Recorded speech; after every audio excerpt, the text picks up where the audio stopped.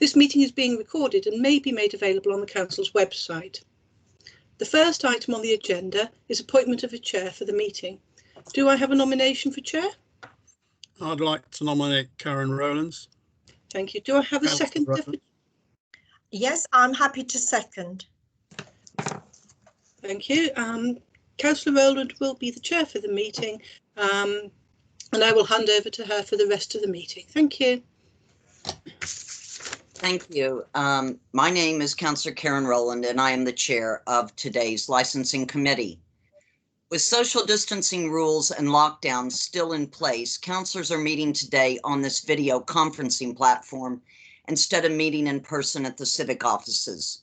The Licensing Act of 2003 and Coronavirus Act of 2020 has allowed the licensing committees to be conducted online and attended remotely by members and officers. The public and the press can still see and hear the meeting. Agenda papers have been circulated on the council's website in accordance with our usual practice. Running this meeting remotely poses a number of challenges. We need to ensure that a proper discussion takes place on the matters before us, and that where a decision is required, it is clear what has been decided and by whom. To this end, we will consider our decision in private and reconvene this meeting to announce the decision. Members and officers attending will be asked to introduce themselves. This is for the benefit of the public and also to ensure that all are in attendance as expected and that they can hear and speak to the meeting. To help me manage the meeting, parties have been asked to make me aware if they wish to speak in advance. When not speaking, please will all parties put their microphones on mute. When called to speak, please unmute your microphone and pause for about 3 seconds to allow for the slight time delay in connection. I'm also aware that we are at the mercy of individuals' broadband services, and it is possible that a loss of connection may happen. However, as long as we still have 2 members still in the meeting will be quorate. Although in the event the subcommittee only has 2 rather than 3 members present, the intention of leaving the quorum at 2 is to enable decision to be taken to adjourn the meeting to a later time or a date when a 3rd member can be present. I will now do introductions. As I say your name, could you introduce yourselves to the meeting? Again, I'm Councillor Karen Rowland, Chair of the Licensing Committee 2 Subcommittee today. I will call on the other parties attending. Please speak slowly and clearly. Councillor Chris Maskell, if you could introduce yourself, please. You're on mute. You're still on mute. Yeah, shouldn't be now. Should be able to hear me. Yeah, good. Okay. Councillor Chris Maskell, and I represent Battle Ward in Reading. Thank you. Councillor Jeanette Skeets. Good morning. I'm Councillor Jeanette Skeets, Conservative Councillor for Thames Ward. Thank you. Peter Narancic is our licensing officer and has prepared the paperwork for this meeting. Peter, would you like to introduce yourself? Yes, I am. Good morning to everybody. I'm Peter Narancic, Senior Licensing Enforcement Officer, and will be presenting the report to the committee. Thank you. Thank you. Julie Quarmby is the Committee Services Officer, advise on council procedures. She is also taking minutes of the meeting. Julie, would you like to introduce yourself? Good morning, I'm Julie Quarmby. I will be muted and off camera for most of the meeting unless I need to raise any points. Thank you. Thank you, Julie. Wendy Battison is a solicitor in the council's legal department. She is here to advise me on licensing and local government law and to ensure that the committee makes a decision which is within its powers and which is legally sound. Wendy, would you like to introduce yourself? Good morning, members and other attendees. My name is Wendy Battison. I'm a solicitor for Reading Borough Council. I'm here to advise the panel in respect of the law and their powers under licensing. I will be off camera on mute unless I need to come in for any reason. Thank you. Thank you, Wendy.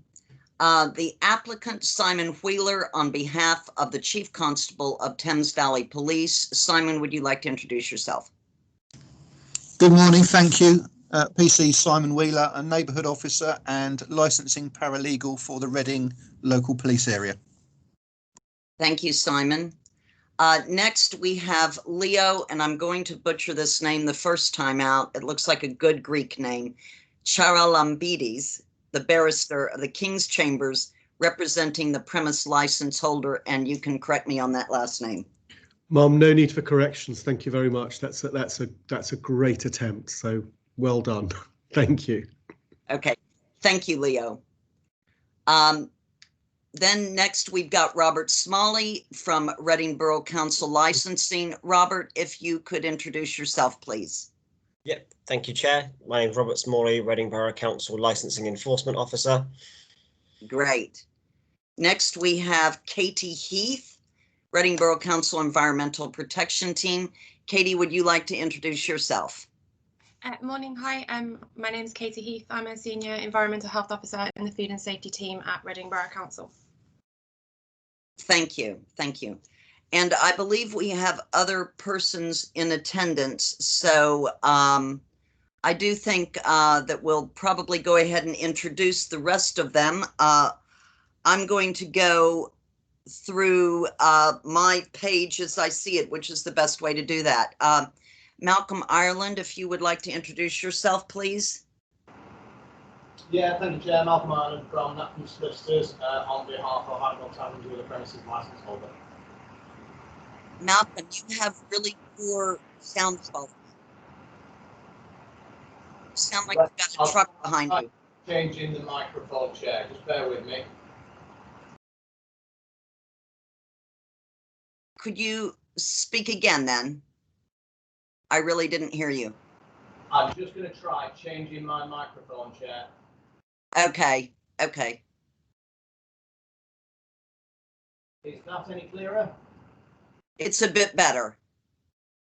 Okay, so yeah, Malcolm Ireland, Napkin Solicitors on behalf of Applicant Taverns, the premises license holder. Thank you, thank you. And next we've got Mick Sheridan. Mick, if you could introduce yourself. Yeah, hi there. Morning, everybody. I'm Mick Sheridan. I'm the area manager from Admiral Taverns that looks after the Pheasant Inn. Thank you, Mick. And next we've got, let me see, I'm going to have to go along the bottom here to see who all I've got. Many apologies. Lindsay Beals. Lindsay, if you could introduce yourself. Hi, I'm Lindsay Beals, and I'm the area manager for the current tenant at the Pheasant Inn. Thank you.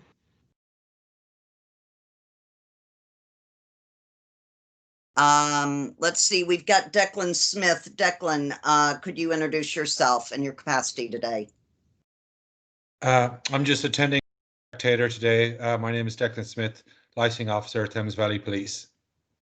Thank you, Declan. Thank you. Catherine Lewis. Catherine, if you could introduce yourself and your capacity, please. Hello, I'm Catherine Lewis. I'm the Environmental Protection and Licensing Manager at Reading Borough Council, and I'm just a spectator today. Thank you, Catherine. Mark Groves, if you could introduce yourself. Good morning, Chair. My name's Mark Groves. I'm a Senior Licensing Officer, Enforcement Officer with Reading Borough Council, just here as an observer today. Thank you. Thank you. Jenny Hazel, if you could introduce yourself.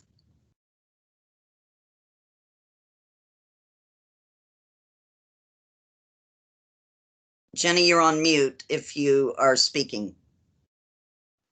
Sorry, is that better? Can you hear me now? Sorry, my name's Jenny Hazel. I work in committee services with Julie, so I'm here just as an observer. Thank you. Right, thank you. Unfortunately, I'm going into a spot where it's not as easy for me to locate the rest of the members. So, Julie, could you assist me with ensuring that the rest of the persons in this room are introduced? Because unfortunately, I can't see them.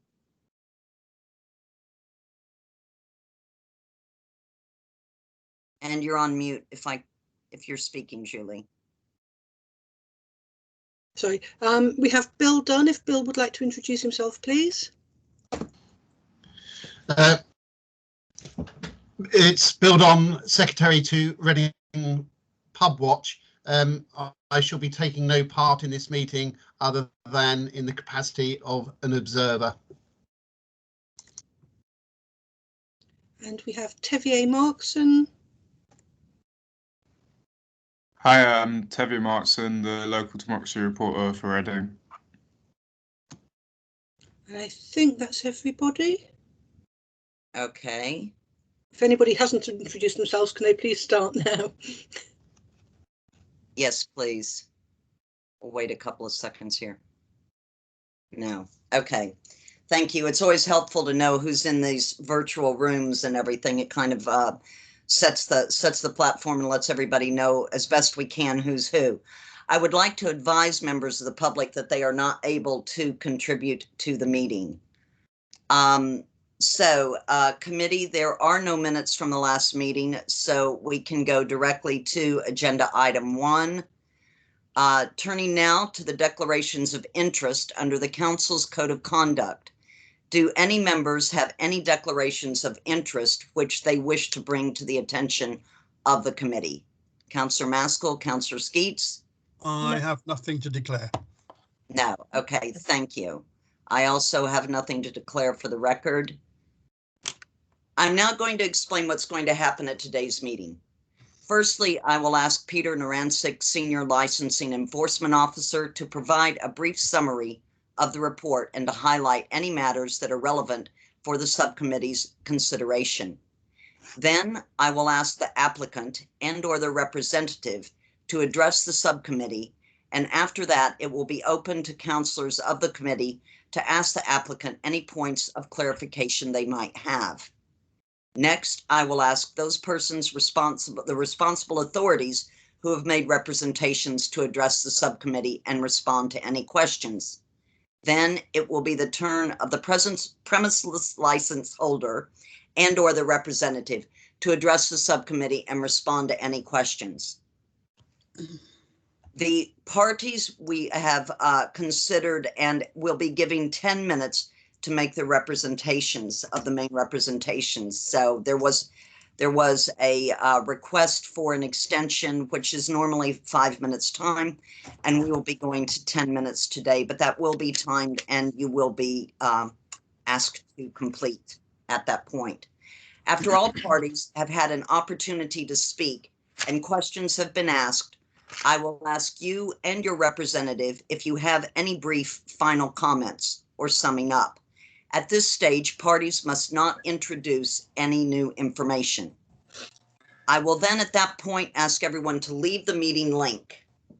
Members of the subcommittee then will consider the application in private in a separate online Microsoft Teams meeting room with the assistance of the solicitor and the committee services officer. Once the deliberations have been completed, the committee services officer, Julie Quarmby, who's introduced herself previously, will update the meeting chat with the time to rejoin the meeting or email if you have requested this. Please make sure that you are contactable and be ready to join the meeting at short notice. If you do not wish to attend the meeting to hear the outcome, can you please let us know now by chat or communication to Julie Quarmby. Once everyone is back in the meeting, I will then announce the subcommittee's decision. A copy of the committee's decision will be emailed to you either later today or first thing tomorrow morning. Does anyone have any questions before we begin? I will wait a few seconds. It appears that everyone is primed to go, so very good. I will now invite the applicant, Simon Wheeler of Thames Valley Police, to address the subcommittee on their application. Mr. Wheeler, in this instance, yes. Peter should introduce first. I am so sorry. Yes. Many apologies. We are following the script here. Yes, I'm sorry. If we could please let Peter Narancic to go ahead and set the stage and make the opening comments that are relevant to the case today. Thank you. Peter. Thank you, Chair. My camera's not working, so you just hopefully you can hear me. Thank you.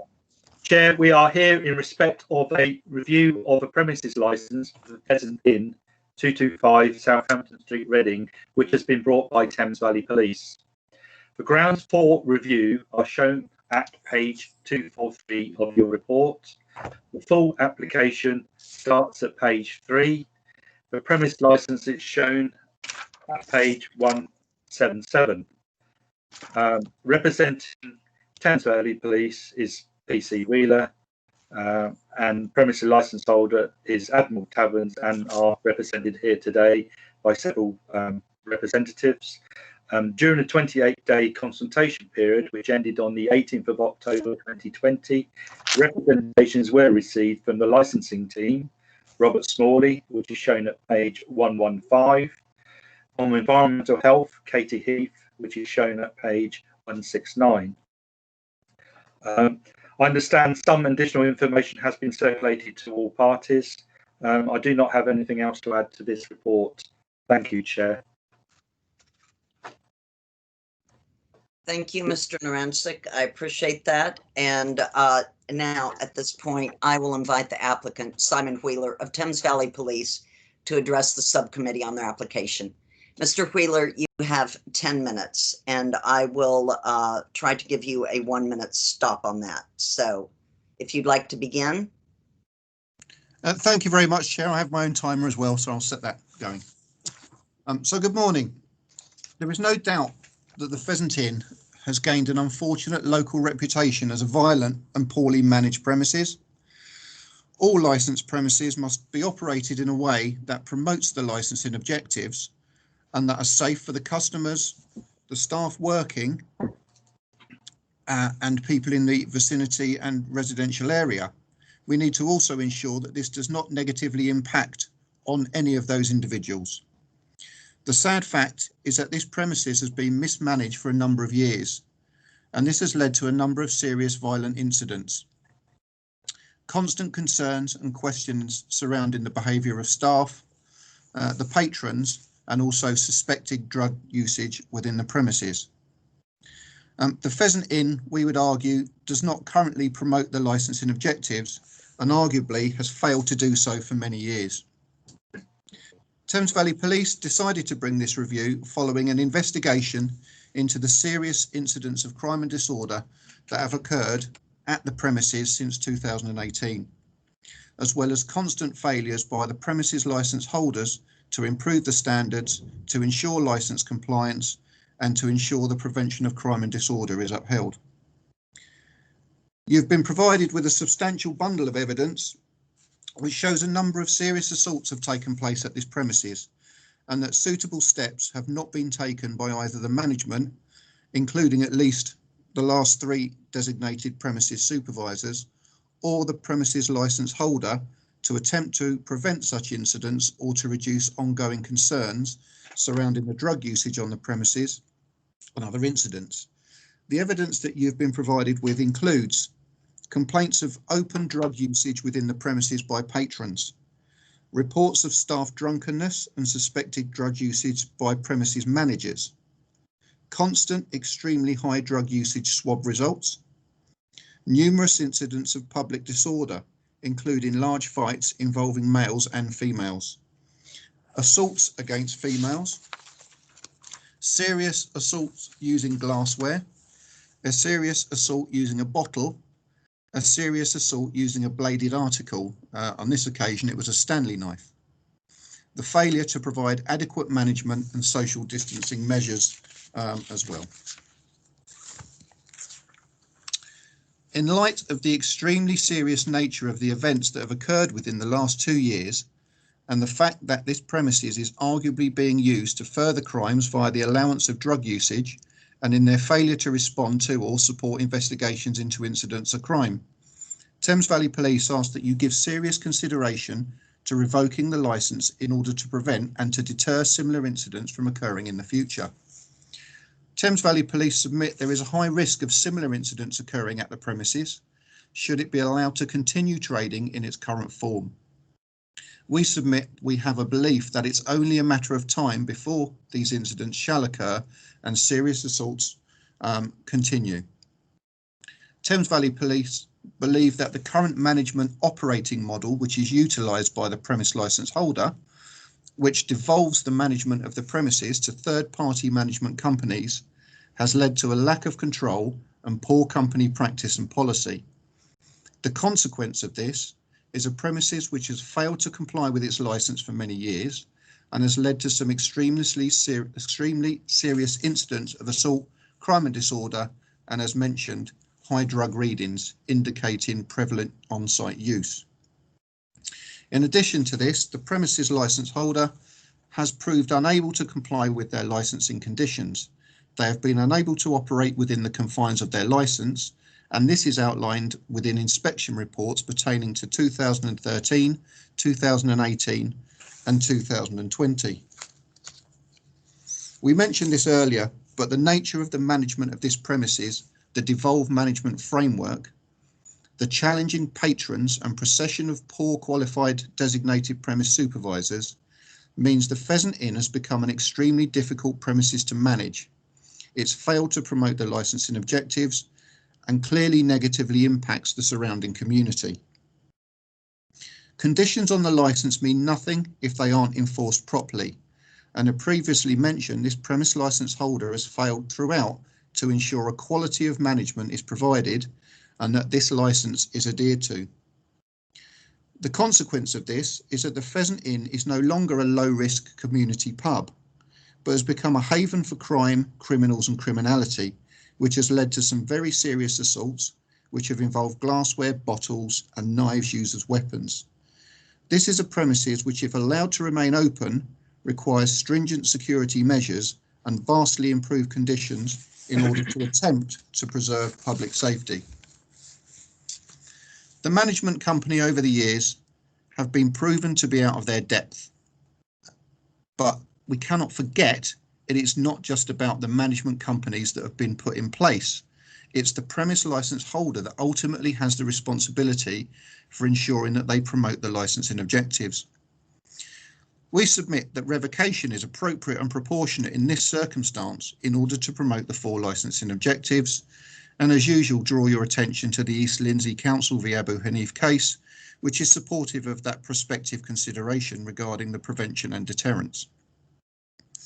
We also ask you to consider the impact on residents, and on page 245 of your bundle you have a report that was supplied to Thames Valley Police by local residents and the impact, or negative impact I should say, that this premises has had on their life and the positive improvements that have occurred since action has been taken by the police in relation to this matter.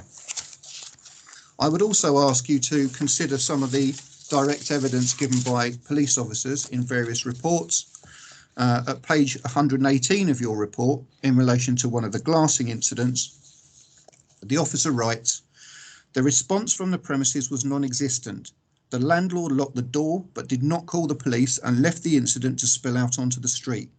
The landlord stated that there was no working CCTV at the pub and were of virtually no assistance. Attending officers suspected that blood on the street had been intentionally washed away before police arrived, as the victim was bleeding heavily from his injuries and there was only a small amount of blood on the floor, near to large patches of clear liquid."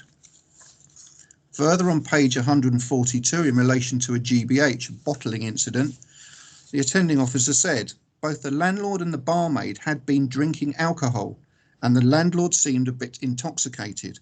They both admitted to having had a few drinks. There is no CCTV in any of the public areas and therefore none of the incident was captured.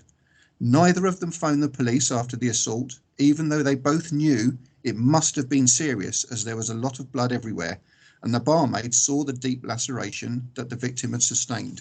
She even tried to persuade the victim to go to hospital, and when he didn't, she did not call the police. When we arrived, the barmaid was in the process of cleaning up the blood and therefore cleaning away potential evidence. And the last quote from page 142 is relation to the Stanley knife incident. When I called into the pub in relation to CCTV, the staff member showed me the cameras, but said there is no office and no computer to which cameras lead. He said the cameras might be accessible remotely by an app. He gave me Jane Brooker, which is the DPS number, as the manager on duty when the assault occurred. He then says, I spoke to Jane, who told me that the landlord, John Aitken, is missing. He has not been at the pub for a while and is believed to have taken the profits and some of the electronic equipment with him. He has his belongings still in the accommodation at the pub, but has not been seen and no one can get hold of him. Jane told me she had been asked by the management company to look after the pub in his absence because she has a licence. And that is a useful quote to recall later when looking at the statements supplied by the DPS as extra evidence. And finally, as part of my submission, I would just ask you to consider the relevant sections within the 182 guidance, paragraph 11.20, 11.22, 11.23 and 11.27, finally 11.28. And I will discuss that later in my concluding submission. Thank you very much, Chair.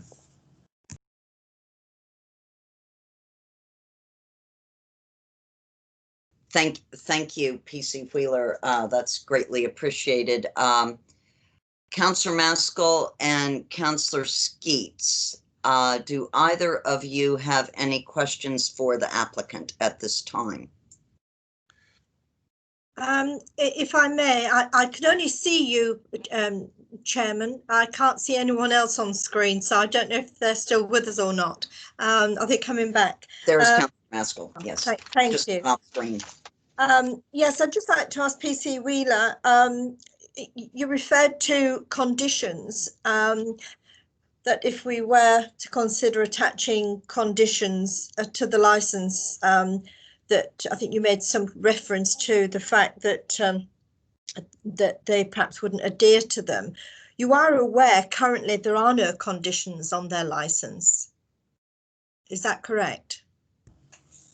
No, there are conditions on the licence. The conditions on the licence were in breach as part of the inspections that were undertaken. But the conditions that we recommend, as I say, we recommend them only in the situation that the subcommittee don't believe that it's necessary to revoke the licence. Current Thames Valley Police stance is that revocation is the best and only possible means to ensure the licensing objectives are promoted in this situation. Right. Okay. But not yes. So not the conditions that you would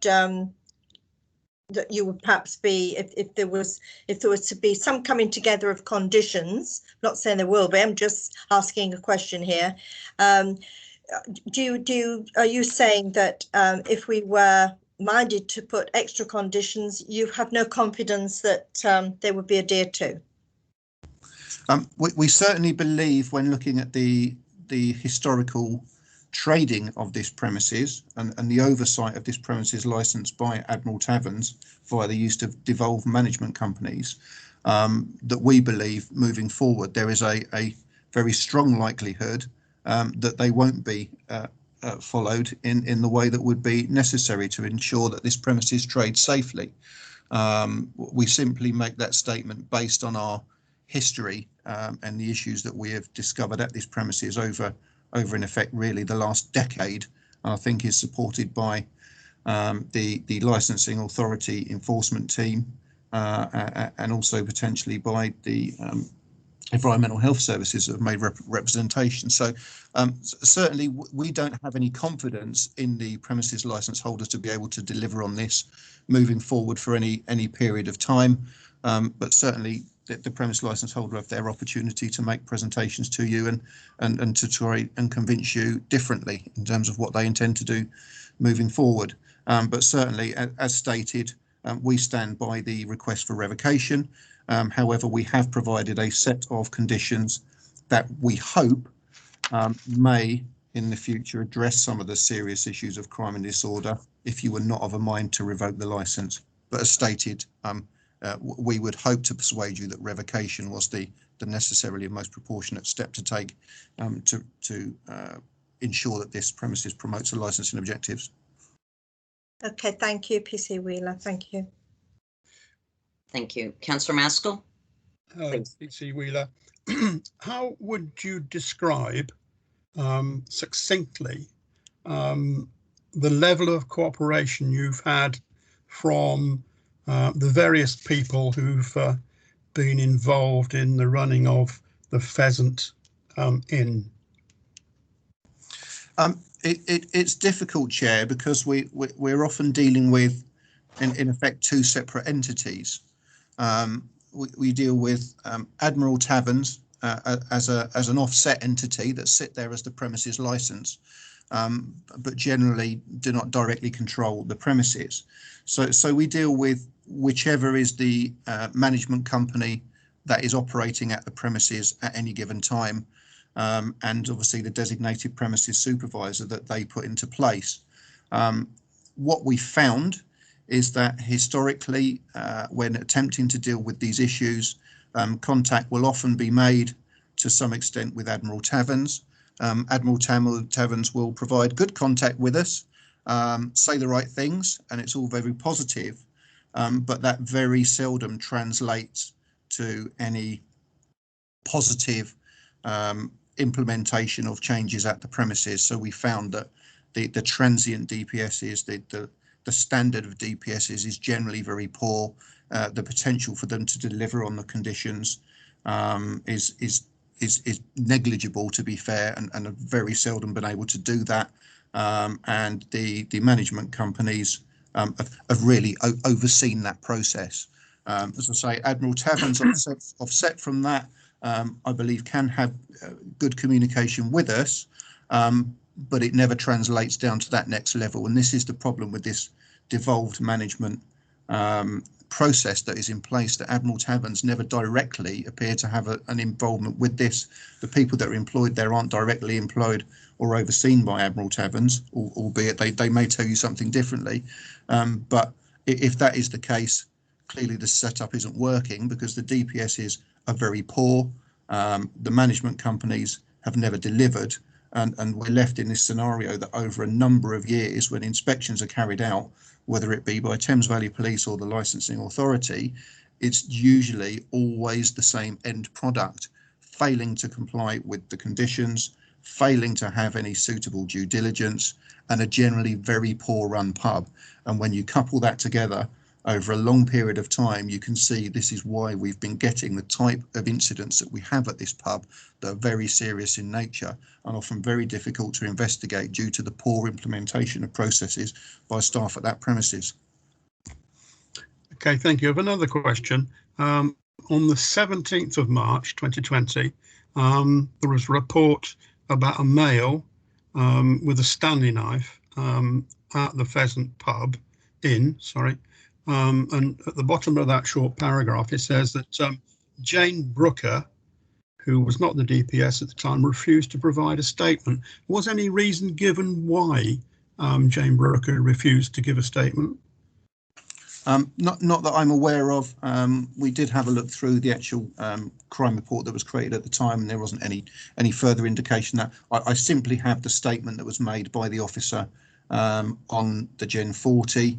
And again, you know, Jane Brooker would have to provide information as to why she didn't. But you will see throughout the evidence that we've provided on a number of occasions, staff have either, you know, provided poor information or no information at all. So it is a running theme, unfortunately. Okay. With your experience, does it very often happen that those people who are responsible for running a licensed premises where there is an issue, is it normal? Is it abnormal? Is it, I don't know, for anybody to refuse to provide a statement given that that person is in a position of responsibility? Does that happen frequently, shall we say? across the board. I'm not talking just about here, but in other licensed premises where there are issues, and Thames Valley Police have to respond? Generally, I would say no. But obviously, within law, no one is duty bound to provide a statement, as we know, so we can't force that issue. But in terms of licensed premises, and if you look at the type and nature of incidents that we've been dealing with at the Pheasant, they're generally the sort of type and severity of incident that we often see in Reading Town Centre, not necessarily as much or so much in the outer areas of Reading, which is obviously where this pub is situated. So it's slightly different from that aspect. Certainly from the town centre perspective, I can only really give that perspective. Premises that have these types of incidents are generally very proactive in terms of their provision of statements, and there are processes in place for staff to do that. I would certainly say, from my opinion anyway, and this is my subjective opinion, that if you are a DPS at someone in charge of a premises with these type of incidents occurring, that we would expect there would be support from that individual, and if there was good reason for the individual not to want to make a statement, i.e., scared of the people involved, etc., we would deal with that with them and hope to work with them in relation to that. Certainly that excuse hadn't been provided in this situation, and we believe that the officers' thoughts were simply to the fact that they just did not want to comply with the police investigation at this point in time. So I can't really say anything more, but as a general rule of thumb, certainly we would expect to see a greater enthusiasm for working with us on these types of investigations, and as a generalisation, we do see that. So this is out of the ordinary in that circumstance. Okay, thank you. Just touching on the conditions, if we were minded to add conditions. It's a very long list. Are you confident that that kind of covers it, or perhaps do you think maybe it's there are too many conditions you're suggesting, in your opinion? Yeah, I mean, we believe that the conditions that we're suggesting are relevant for the types of problems that we're seeing at these premises. So whether it's a reduction of hours, whether it's the inclusion of security, processes for dispersal, searching protocols, etc., when you look at the type of incidents that we've seen at these premises, they are wholly relevant. These are certainly not the sort of conditions you would generally see in an outer area pub. They're the type of conditions you would see in one of our inner town big premises, to deal with issues or the sort of disorders that you can or sometimes see there. That's what's out of ordinary about it. But of course, the type and number of incidents we're seeing at the Pheasant and the way that this premises has been managed for a number of years is also out of kilter with what we would see at pubs in the outer areas of Reading. So the conditions are more in keeping with a town centre or a city type premises. However, they have been instituted, or we're saying that they need to be implemented because of the problems we're seeing specifically at these premises. And certainly we would argue that, as I say, when you look at things like security, the numbers of security, all of these aspects, they've been put into place to try and give us some comfort that this premises could actually trade without further incident or too much disruption to the licensing objectives. Of course, those conditions in themselves suggest that we do seriously need to take a look at the revocation of this premises license, because it is holistically different to the sort of thing that we would expect to see in what I would call should be a community pub. Okay, thank you. I'm sorry, there's another question. It refers to a statement, licensed premises incident report, to Thames Valley Police from a resident. In my bundle, it's page 187. It's fairly near the back, and it's a from a local person. I hope you're familiar with that. I just wonder who was running the pub at that time, or the inn. Who was this statement has been was made to us on the 26th of October after the review had been called, and it alludes to the period prior to the review taking place, and also concurrently over the period as well. So my understanding is between sort of 2000 and beginning or the end of 2019 towards the date of review, so the date in October. Yeah, okay. So who would be running the pub at the inn at that time? That is a very good question. Something we may well ask the applicant. I think on paper, for a portion of that, it would have been the current DPS, and prior to that, it would have been Mr. Aitken. However, I'm still not completely clear myself on the date at which Mr. Brooker took over and didn't. That's all right. Just let me go through my tabs. I think that's probably about it. I think I'll probably, yeah, you talk, there are a couple of mentions of underage drinking in the pub. What evidence is there for that?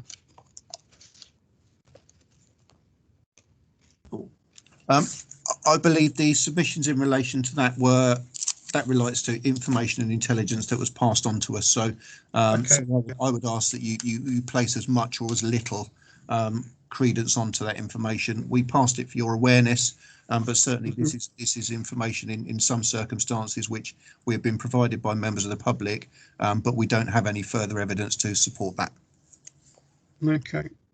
In terms of drug taking, has there been any prosecutions or charges made against individuals in terms of the use of drugs on the premises, or does the evidence is the evidence supported by the taking of swabs? Yes, that's correct.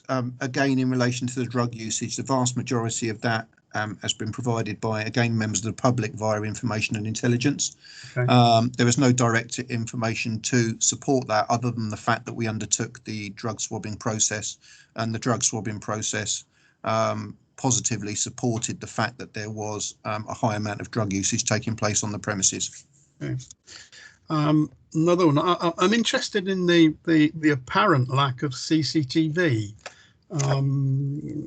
Is it normal that a pub should, an inn of this nature, have CCTV? I guess all I can say is that having been in this role and undertaking licensing activities probably for the last 10, 11 years, in terms of pubs in Reading, currently I cannot think of a pub in Reading that does not have CCTV. Okay. All right, that's it for now. Thank you very much. Thank you. Yes, Councillor Skeets. Yeah, may I come in for a supplementary, if I may, please, Chairman? Thank you. Can I ask PC Wheeler, all this antisocial behaviour, all this that we have in the report, that the taking of drugs and the levels of violence that we have listed before us, is there something about this pub that is attracting this sort of behaviour? And can I just ask, the people that are involved, are they local or have they come out of town? Because I read in the report on a couple of cases, occasions, there were travellers involved demanding their money back. So can I just ask, is it people coming out of town into Reading, or are they local? And what is attracting them to this particular premise with that level of behaviour? Again, looking at the people that have been involved in the incidents, and again, it is somewhat anecdotal, but I have obviously overlooked a number of the occurrences in relation to these. The majority of people involved within these incidents are local Reading residents, predominantly from the South Reading area. However, that is that's conducive to the fact that this is where the pub is situated, on the border of the southern part of Reading. So it's local individuals, certainly people within sort of a 5-mile radius of the premises. In terms of the types of incidents, I can't say. I mean, if you look at the incidents in themselves, the people that are involved and where they're from, one could argue that these incidents are taking in place involving these people. It's simply because the premises is not managing the people that are attending the premises. And therefore, if a premises is not managed correctly, the reputation is for certain individuals to attend that premises, because, you know, that's what you do, because you won't be managed. A lot of the individuals attending this pub, and again, wouldn't necessarily, I believe, probably be let into the pubs in the town. Just because of the processes they have, security measures, and even when you look at the pub watch, the strong pub watch and the banning system, etc., etc. So, I mean, I can't say with any certainty, but certainly there does appear to be a running theme of individuals from within a local area.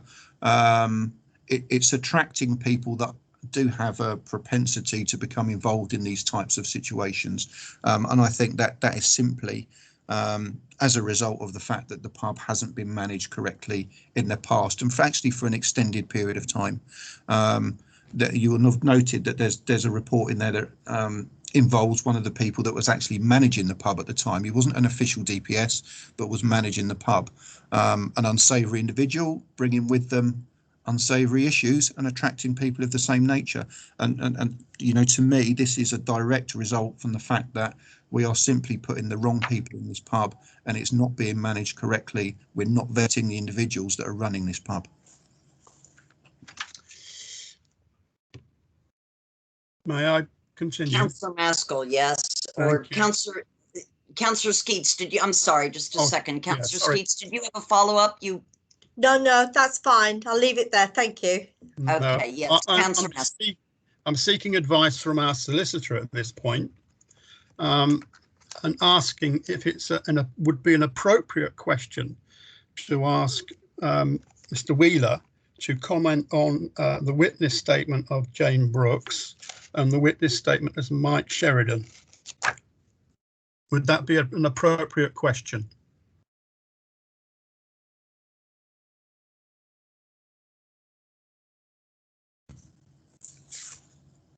Yeah, no. Wendy? Let's see if we've got Wendy coming in here.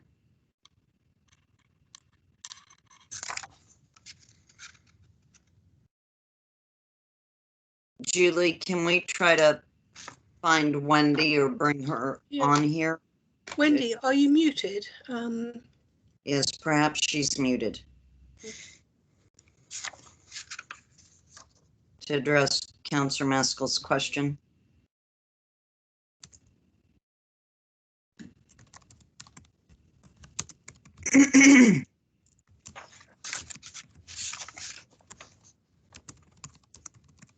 Sorry, folks, we're just going to hold on here until we can get a response from. She is showing us still being present in the meeting.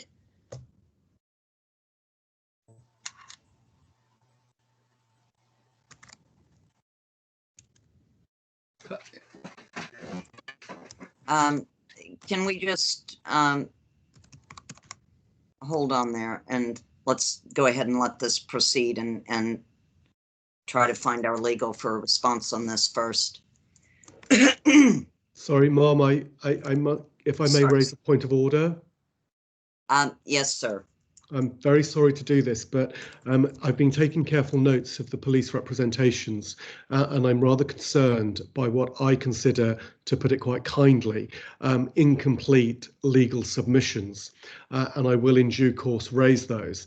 Now, you need a legal advisor in order to advise you. If she's not been present or she's not been able to follow, she may not be able to give you that advice, through no fault of anyone's, but it does raise a very significant question about this hearing and whether it can and how it's going to be lawfully proceeded with. So I think it's really important that we establish whether or not Miss Baston has in fact been able to hear the police submissions. Thank you very much.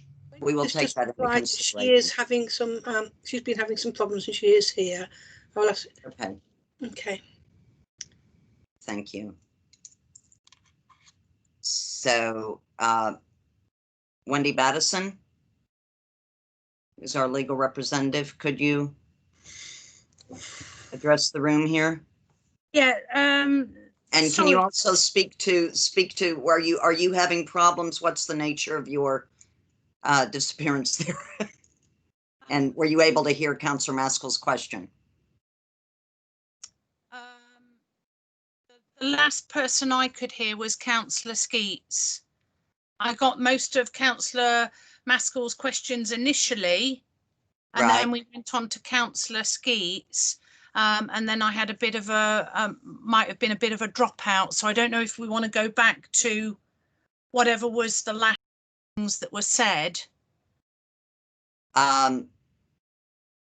Yes, I think that might be, that might be in order. Councillor Skeets, could you go back to your last set of questions and to recall? Yeah.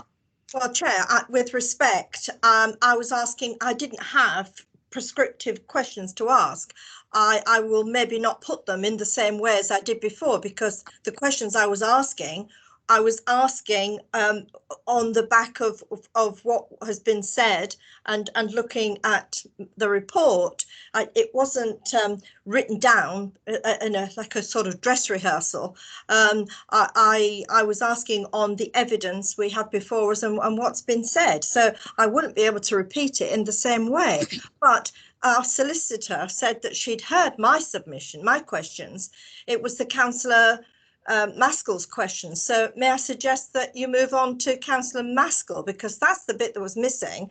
And with respect as well, I think we need, in all fairness, to ask the barrister if he would be happy to accept what you're suggesting about just going over the question, because there was a little bit there that I heard from the barrister suggesting that he was not happy with our solicitor dropping off air. So just want to know where we stand on that point. Right. Sorry. Okay.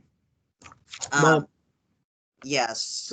For me, the simple question for your solicitor is whether she was able to hear all of the police representation.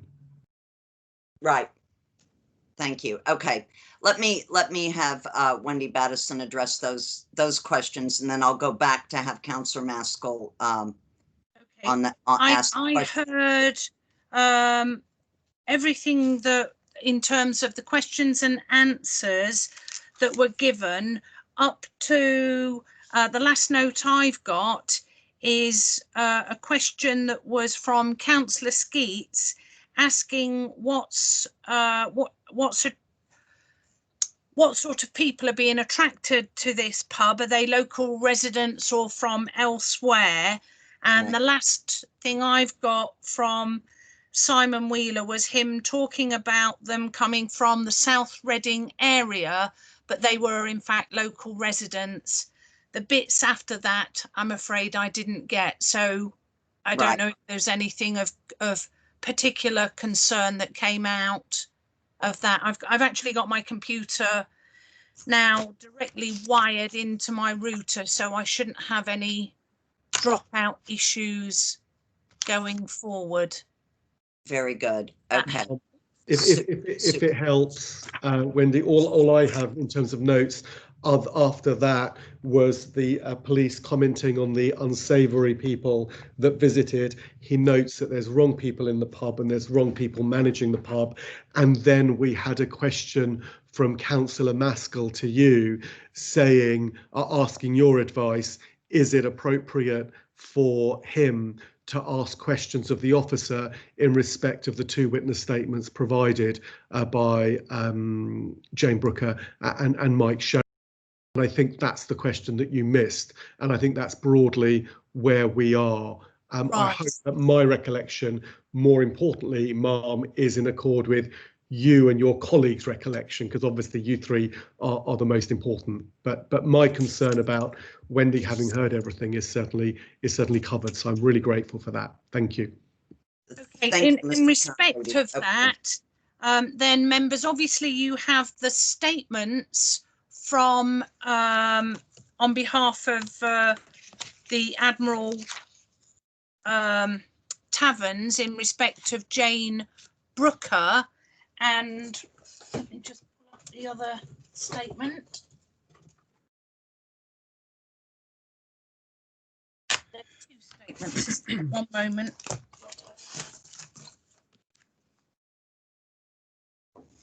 Councillor Maskell, would you like to repeat your question then, just for?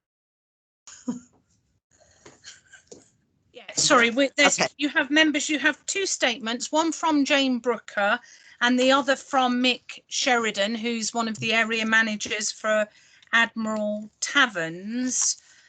In terms of those, whether or not you can ask the police to comment on them, you can ask the police to comment on them, but obviously whatever they say, any questions you ask in respect of those should be directed at the authors of those statements. So you might be better placed asking Admiral Taverns or their representatives for clarification in respect of those statements.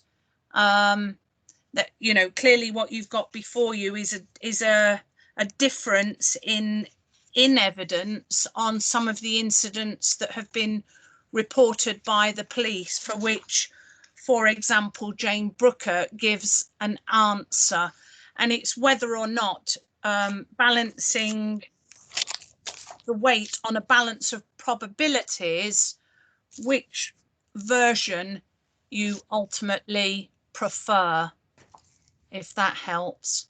No, that does help. I will not ask that question. Thank you, Councillor Maskell. Okay. Thanks for that. In the end, we got there. In the end, we got there, and I hope that the barrister is also happy with that, because I do believe that I'm reading the room that we're all caught up on that. Chair, sorry, just from the police, just something I did want to pick. It may be pertinent to this in terms of some of the comments that have been made, and I think it's only fair for me to point out that some of the questions that we have answered are in essence, or they've been answered as a matter of opinion rather than a matter of fact in terms of being asked my opinion. And just to kind of set the record straight in terms of locality and people involved, obviously the evidence that's submitted within our bundle is the evidence. I have provided opinion, but it's anecdotal opinion and is not supported specifically by fact, if that makes sense. So please put as much or as little weight on the comments I've made, but in relation to the content of our bundle of evidence. And some of those comments were a matter of opinion, or my opinion, or best judgment, but not necessarily based on fact or the evidence placed upon you by the bundle, if that makes sense. Thank you, PC Wheeler. I appreciate that. Do committee members have any other questions? No, thank you. Not from me. It does come to the point where I indeed, as a committee member, also have questions, but I will limit it to one to PC Wheeler in regards to if we are so minded to consider the conditions that you may have put forward.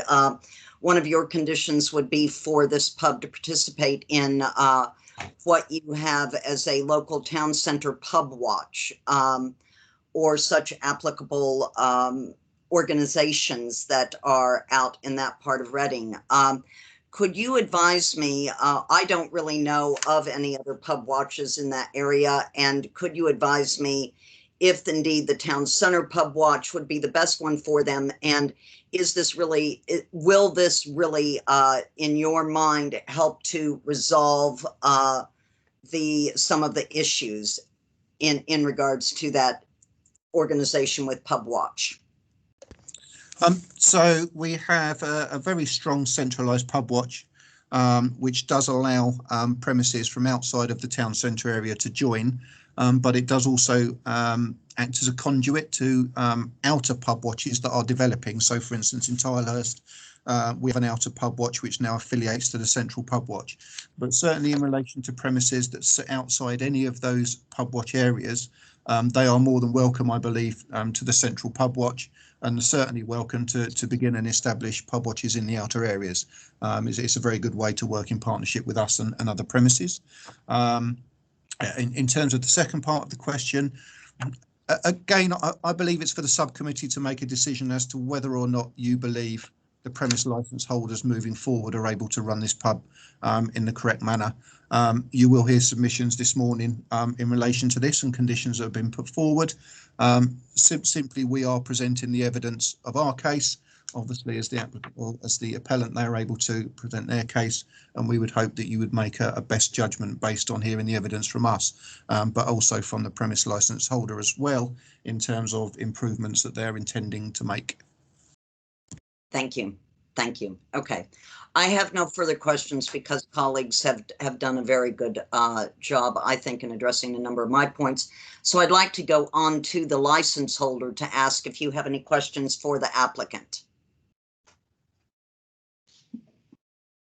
Mum, thank you very much. I do not have any questions. Thank you.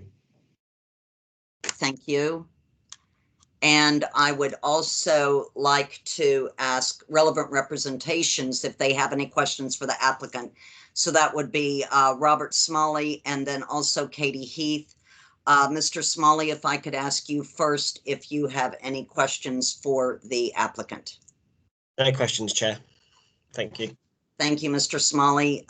Ms. Heath, do you have any questions for the applicant? No. No. Okay. Thank you very much. Okay. I will now ask each authority or person that has made a representation to speak. And I have not allotted either of you any extra time. I would prefer it if you could stick to 5 minutes unless either you, Mr. Smalley, or Ms. Heath has any reason to ask for beyond 5 minutes in your representation. I will take silence. I'll take silence as 5 minutes. So, Mr. Smalley, if you could now make your representation from the Reading Borough Council licensing. Thank you. Thank you, Chair. Reading Borough Council's licensing department agree with Thames Valley Police's decision to review the premises licence for the Pheasant to address the ongoing issues such as violence, antisocial behaviour and drugs that undermine the licensing objectives, in particular prevention of crime and disorder, prevention of public nuisance and public safety. Admiral Taverns have been unable for a number of years to ensure that competent management is installed at the premises, with 3 changes of DPS in the past 2 years, none of whom have improved compliance with the premises licence or general due diligence. The police have provided in their submission complaints they received that report a myriad of issues. For example, staff being intoxicated, staff doing little or nothing to stop the taking of drugs in the bar area and garden, and that fights are a weekly occurrence. With some rather serious issues surrounding threats from bar staff and the use and potential use of weapons to try and bring order into the pub.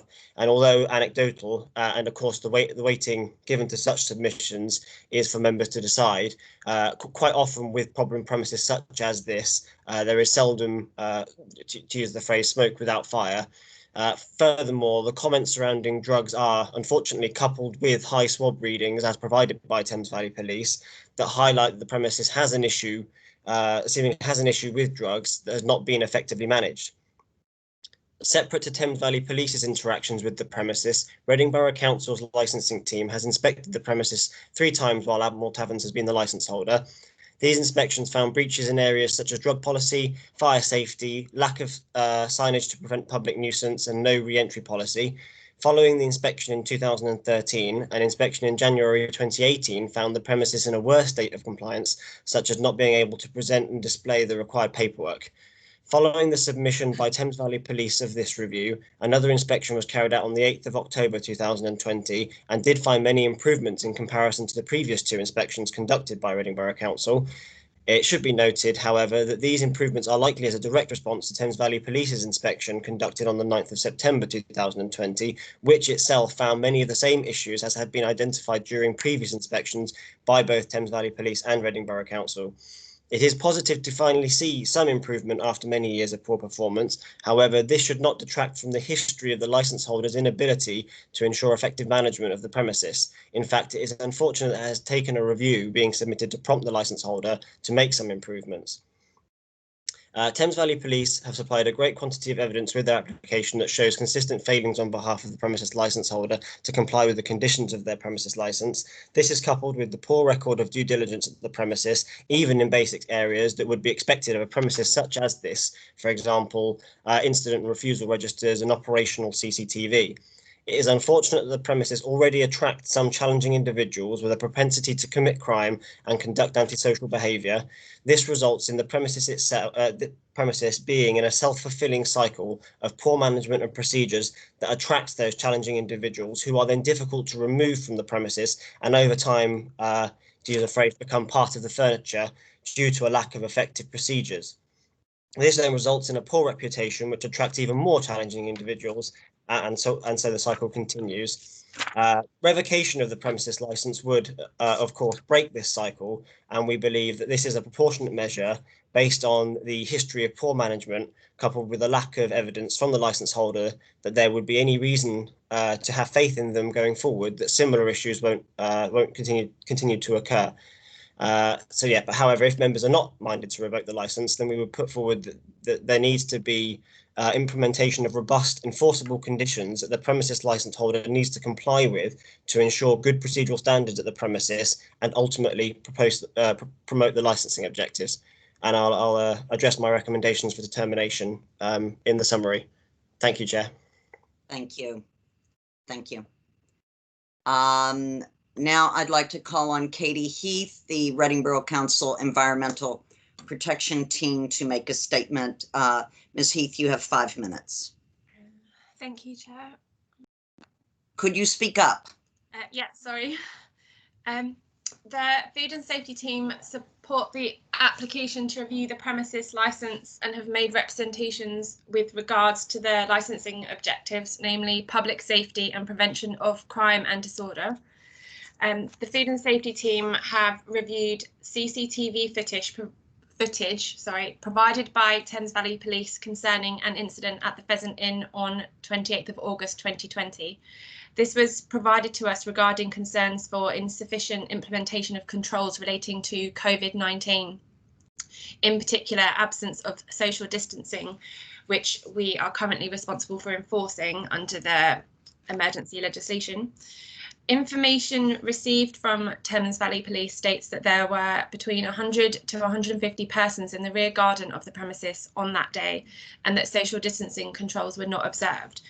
Our observations from the footage are that there was no management or security at the main entrance or exit of the garden entrance and exit. No visible hand sanitising points throughout the premises, including at the pool table. No reception point visible for obtaining customer details for the purposes of track and trace. Persons were vertically drinking inside the premises. Persons were not socially distancing within the premises whilst queuing to exit to the rear garden. Persons were congregating at entry and exit points. There was no visible one-way system in place. There was no visible staff members within the rear garden. There was no segregated smoking area for persons who were situated, who were within the premises to then exit to. Sorry. There were large numbers of persons vertically drinking in close proximity to each other.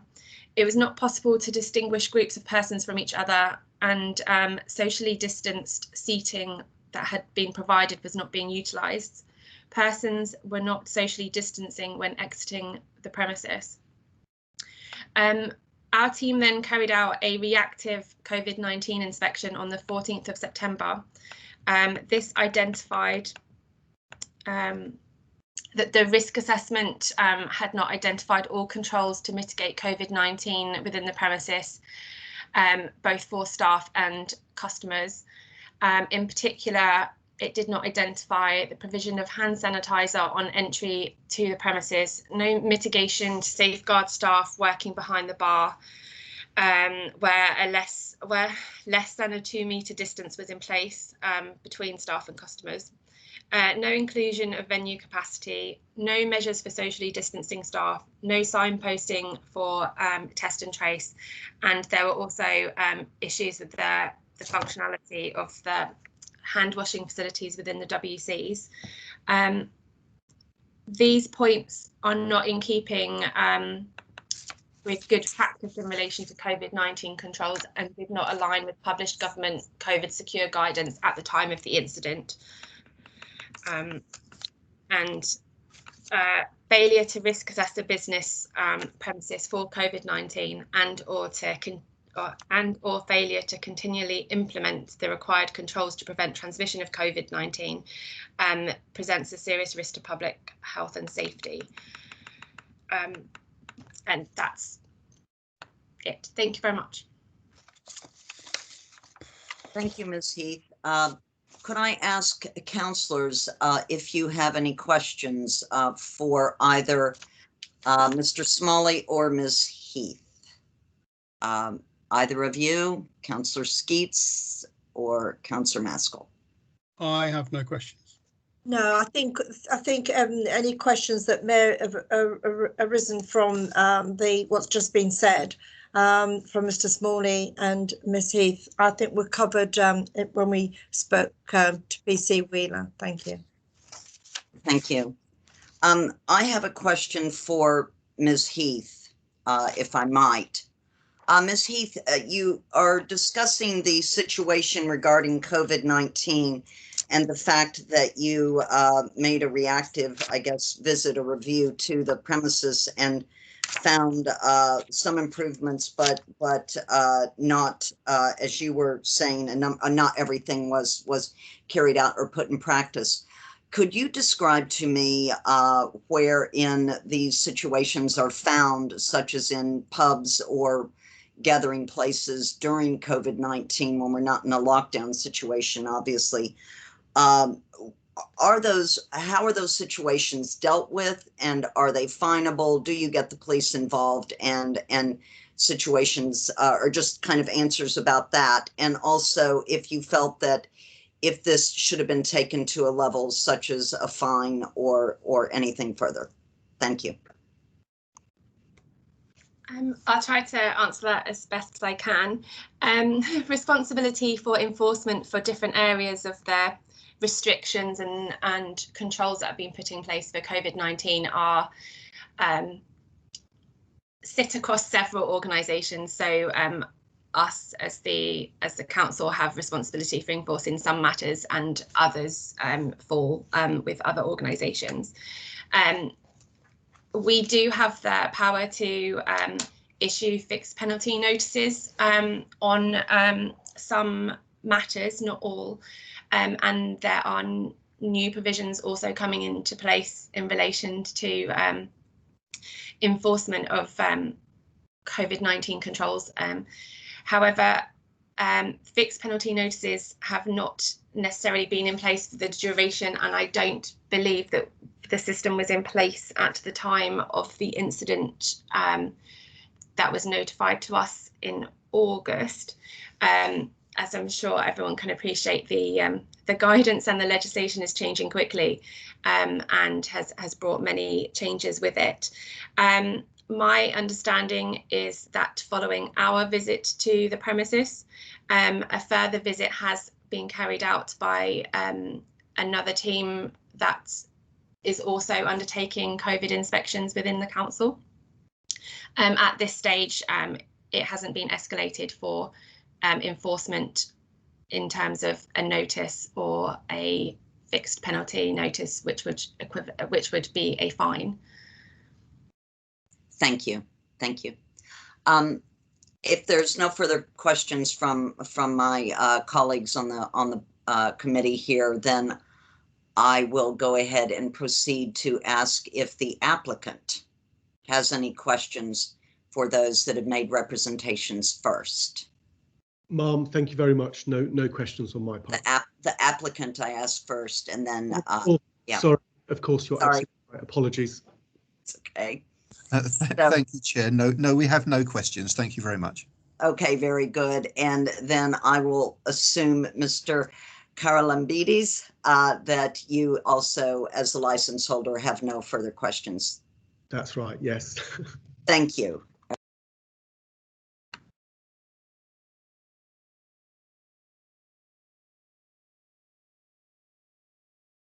Chair, you're on mute. Can't hear you. We can't hear you, Chair. Can't hear you. On Are mute. we back? You're back. I've now cut off half of the screen, but yeah, my apologies. It just sometimes it jumps, so I don't know where I left off, but I think we've concluded there's no further questions with that section. And I would now at this time invite the license holder's representative, Mr. Karalambidis, to address the subcommittee. Mr. Karalambidis, you have 10 minutes for your presentation. I will try to give you a 1-minute shout, and if you'd like to go ahead and get started. Ma'am, thank you, and I shall try my best to keep in time. This is a big case. Ma'am, the approach in licensing is subject to quite conflicting guidance, but the most important consideration you have is paragraph 11.20 of the section 182 guidance, which says you must seek as far as possible to identify the causes of concern. You must seek to identify remedial action and to take nothing more than is appropriate and proportionate in this case. You'll have seen from your own local authority officer that he confirms that it is seeing improvement of the premises, and he also confirms that the problem in part is the attraction of challenging individuals. As the police officer says, the residents of South Reading are particularly problematic for whatever reasons, and I certainly don't adopt his submissions, and I certainly hope you don't either. But the problem is certainly them and not others, and that is compounded by what he says is a failing of management, and the police officer sums it up quite clearly that it's about having the wrong people in place in the pub, given the circumstances, and to some degree, I don't disagree. We've acknowledged that this is a very challenging site, but just because the local population and the patrons are challenging, the answer isn't to shut the pub and throw away the key. That is quite wrong. And to be perfectly honest, Ma'am, for you and your colleagues, it raises real questions about your public sector equality duty. Just because certain sectors are difficult, or certain parts of your community are challenging, the answer is not to shut down their community resources, no matter how difficult they might be. We also recognise the importance of management, and we agree that this pub has needed the right person to come in with the right investment. But in fact, we can prove that that's correct because since Jane has been in place, there's one really remarkable fact given the COVID period. Pre-lockdown, the income from this pub was £3,000 a week, whereas since Jane has been there and she's made, I think to use Mark's words, put on the sparkle, it's gone up to 4.5.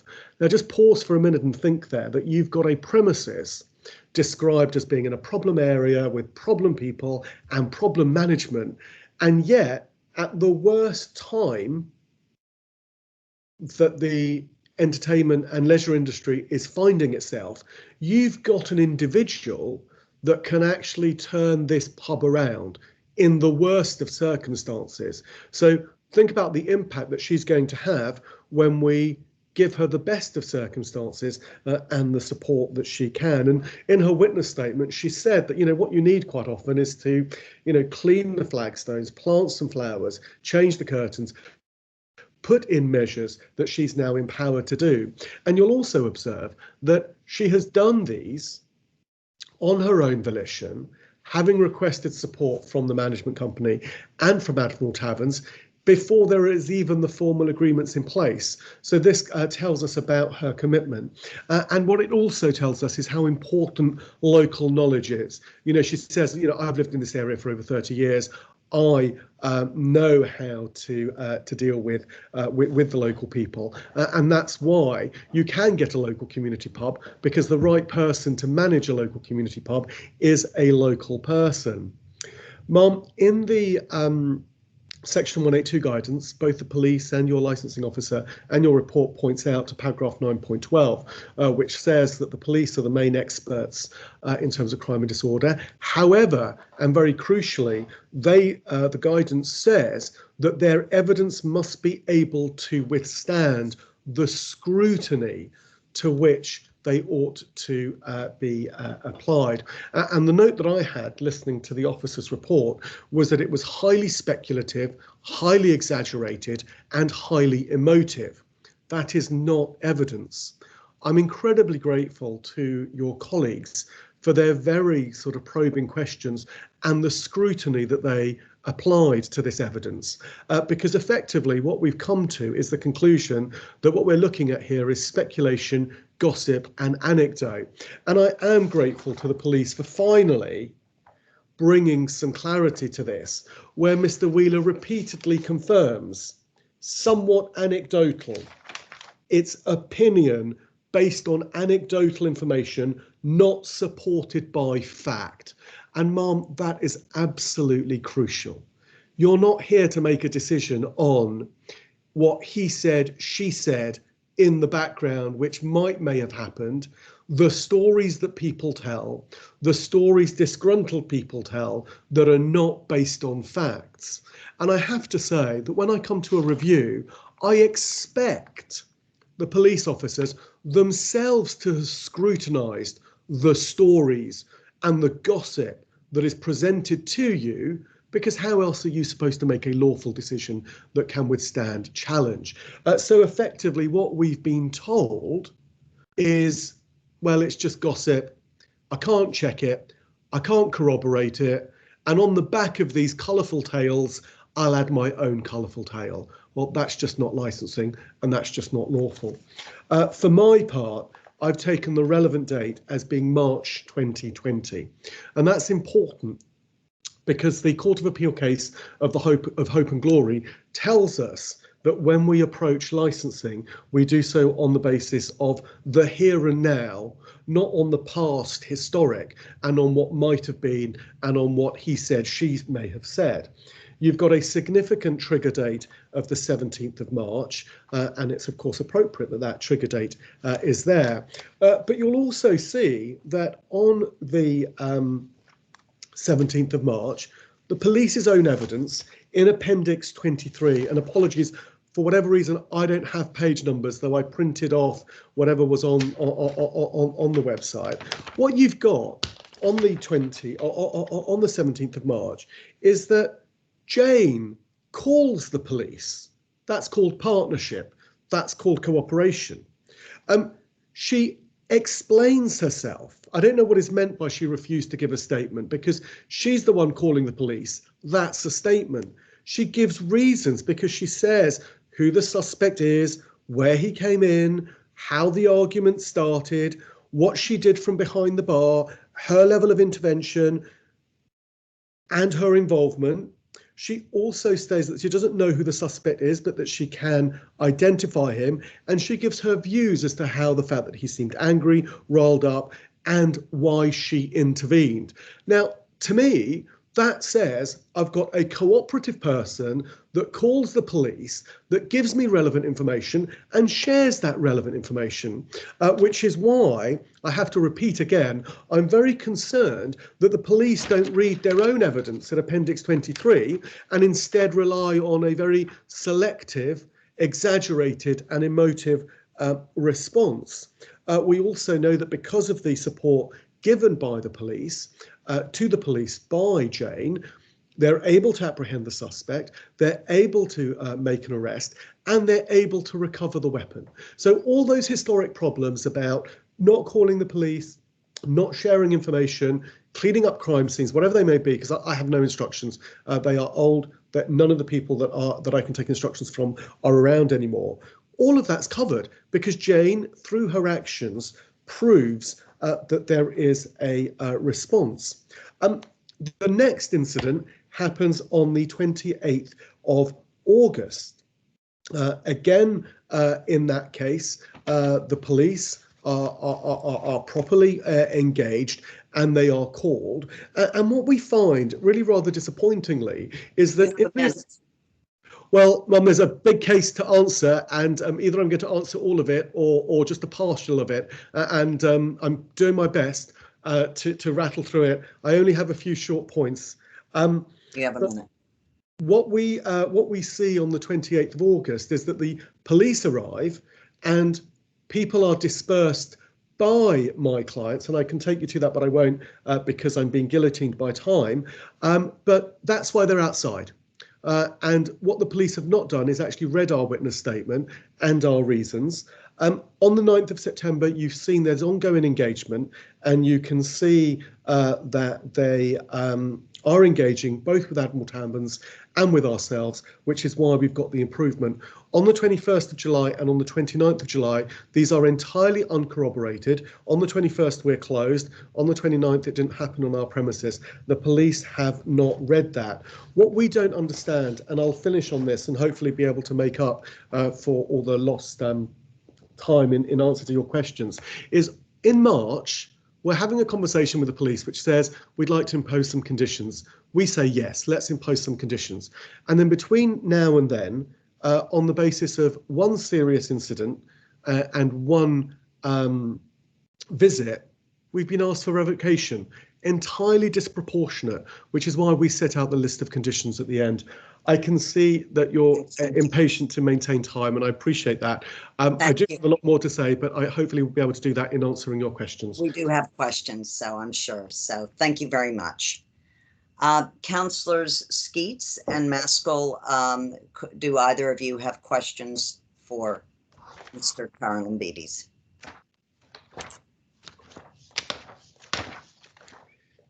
You're on mute.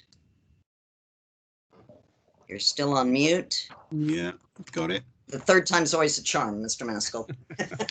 I just like to keep things neat and tidy so I don't interfere with people by accident. No, I have a question, and it refers to Thames Valley's statement at the 17th of March 2020 on page 9 of my bundle. And it, I'll read it out. I think that's probably the easiest way to do it. At 19:05 hours, police received a call stating that a male was at the Pheasant and that he has a Stanley knife, was smashing windows and had cut someone across the neck. The incident, which led to an investigation of an attempted GBH with intent, was not aided by staff at the pub.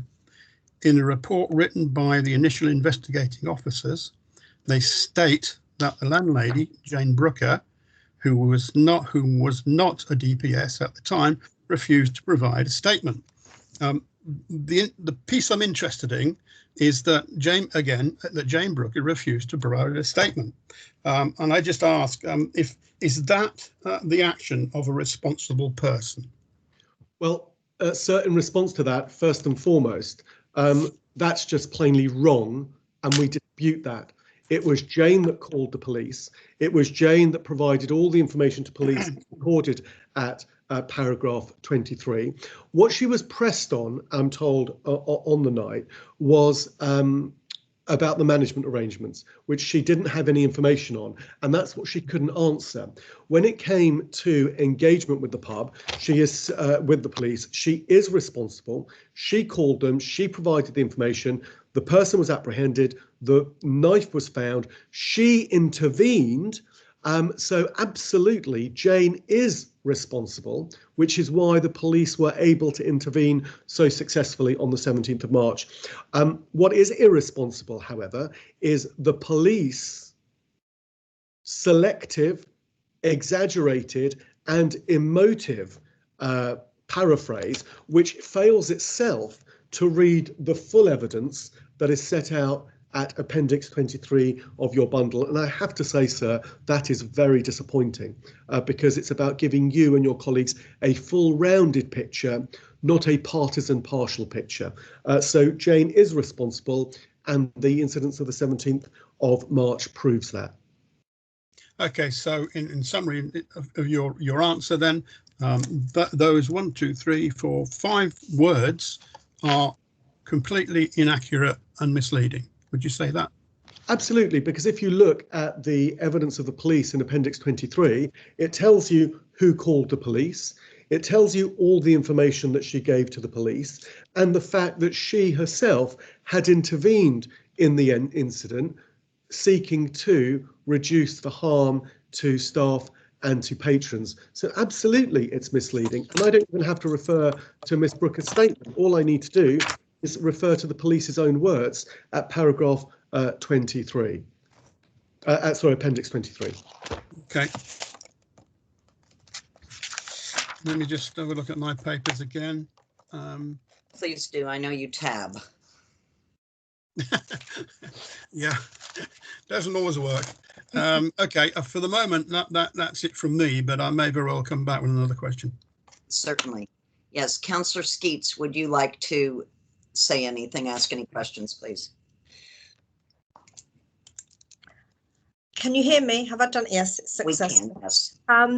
It was just on the going back, I believe the barrister said it was the 29th of July that the premises was closed. Is that correct? Did I write that down correctly, that the premises was closed?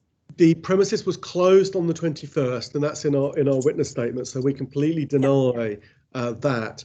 And in fact, we think it might well be malicious, and you get that sense from some of the representations made and in the police evidence. And in terms of the issue on the 29th, what's interesting about that is that we didn't have people in. We don't have any recollection of a fight. So we fully deny that. In our witness statement, what we say is that there are communal toilets nearby and there's an impact there.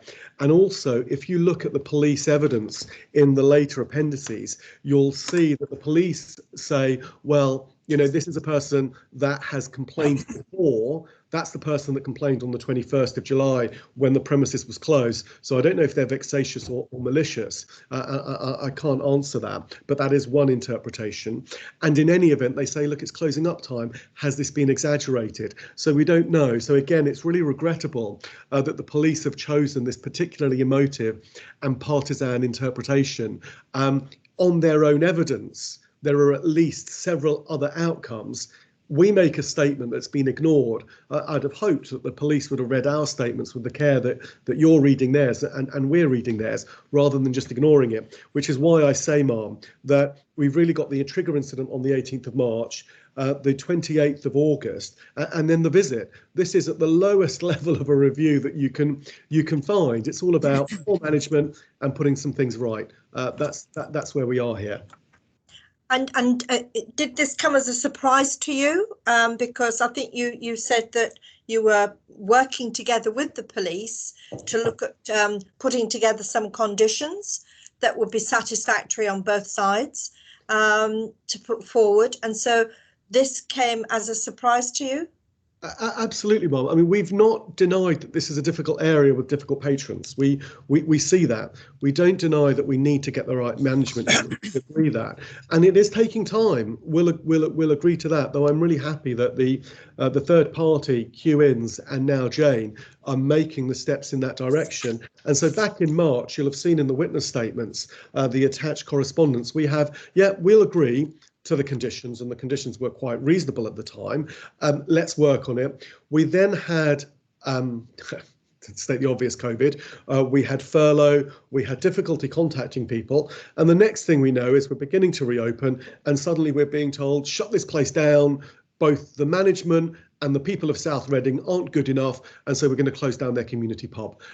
That's a big jump from conditions to shut them down and throw away the key with no hope of kind of recompense, which is why we've continued our discussion and we've gone through the conditions, and you'll see that attached to our witness statement. We've set out what we consider to be what is both proportionate and appropriate, a response to the 3 incidents that have occurred since March of this year.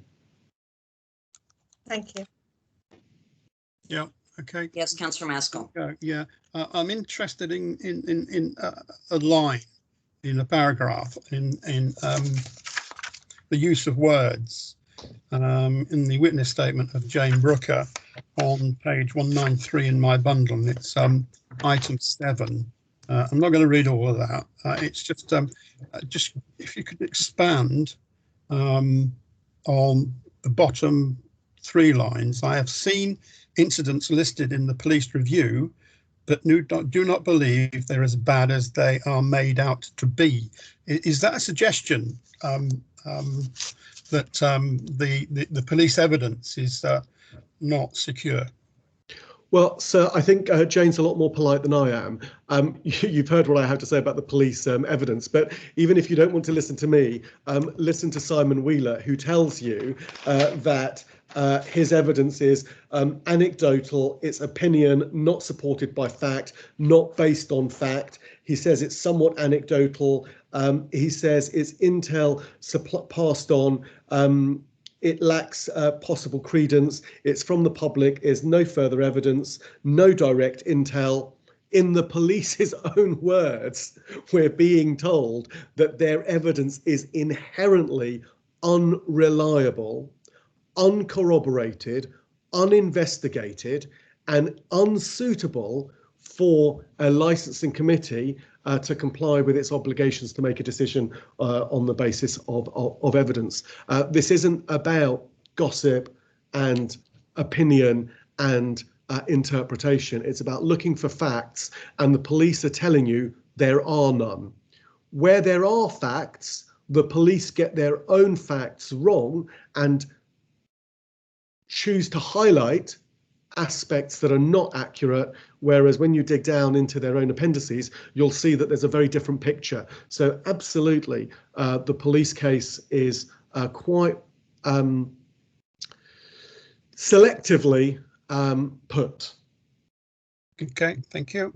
Then on page 194 at D, it refers to a licensing inspection. Yeah. And it's, I think Jane Brooker says, I do not believe the criticism was warranted for not having a summary of the license displayed because I had not received a copy of the premises license, which I find odd. I think there was the application had gone in to change DPS, and so we needed an up-to-date summary. We acknowledged that that there's outstanding paperwork, sir, and that's been rectified. So we were waiting for an up-to-date summary. I'm just getting instructions as well. I've got a very helpful WhatsApp group so that they can all interrupt me rather than interrupt you. Yeah, I've got confirmation from my instructing solicitor that they hadn't had it from the council at that time. So we were waiting for that. Okay, thank you. There is one, and I hope I can find it.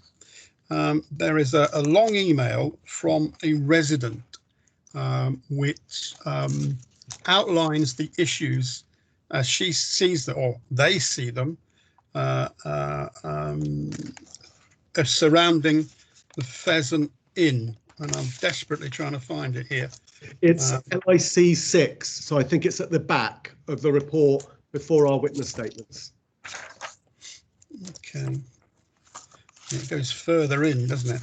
This is not. 187. Oh, there it is. Yeah, I got it. Yeah, I've got it. Yeah. I'd just like you to comment on that email, given some of the things that you said thus far. Again, I have to, well, firstly, as you and your colleagues are probably aware, the Reading Chronicle and the mischief caused by your colleagues on the previous occasion are very unfortunate. So as a result of that, things coming from the Reading Chronicle article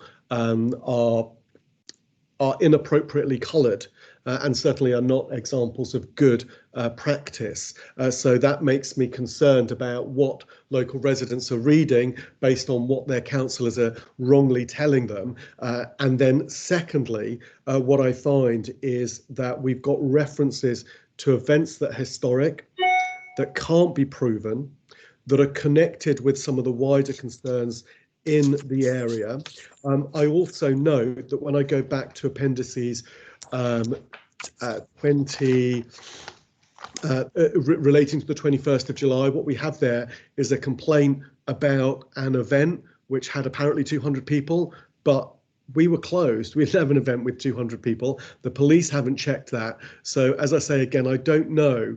We then have information about the event on the issues on the 28th of July. Well, we say that that's not connected with the premises, not checked by the police, related to the toilet block. We know from the police evidence that the same complainant that we say made the bogus complaint on the 21st of July is making complaints about the 28th of July. So the police haven't investigated that. So I don't know what animus might exist, and even whether or not this individual is the same.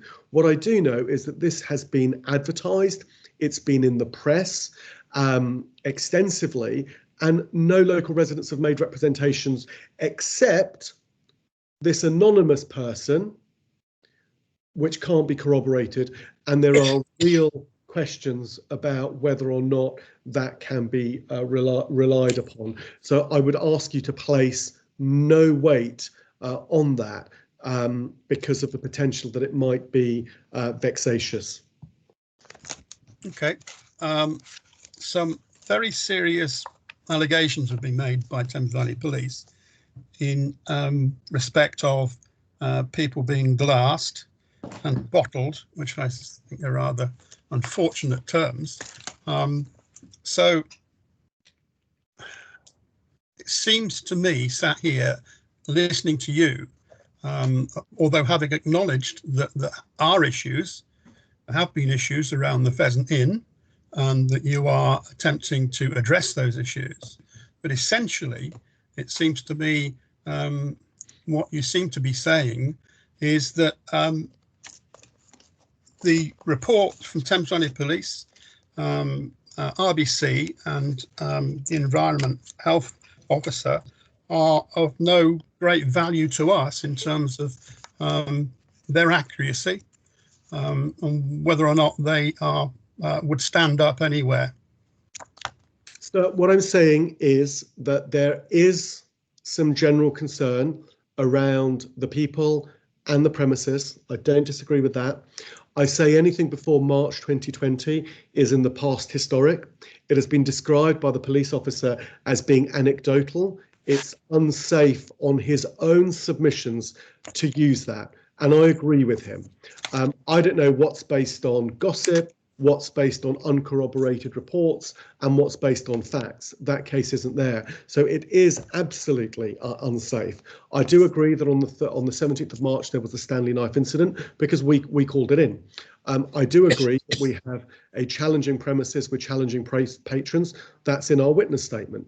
So I don't disagree that there are those challenges, which is why we've set out the fact that we have this dedicated DPS. She lives there. She's spending money, including her own money, on improving the premises, giving it that community sparkle. She has said that it's now getting the very local people that we want back in. And we have set out a list of 33 conditions which we say are reasonable and proportionate. And so insofar as we can, like a doctor, diagnose the challenge, we've done it on the good evidence, not the bad evidence. I think it's the difference between getting a Harley Street specialist and someone that's got their sort of medical certificate on the back of an application off the internet. Who would you like to get your diagnosis from? Everything from the 17th of March onwards, it is reliable. Everything before that is unreliable. We don't discount it entirely, but we do respond to it. Okay, just a final question. What do you say to the Thames Valley Thames Valley Police list of conditions and the Reading Borough Council list of conditions, comparing them to your conditions? Well, firstly, I see no evidence in respect of hours.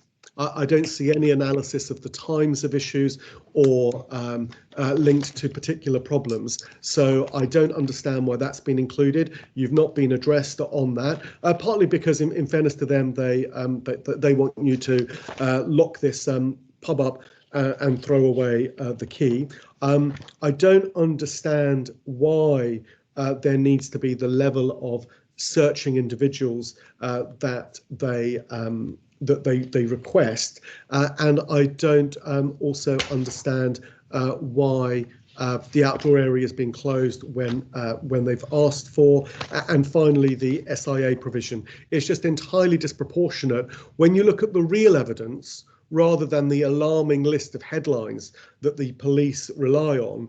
Our suggestion of CCTV training, age verification, Challenge 25, notices, refusal, all of that as set out in our appendices is indeed the most appropriate response.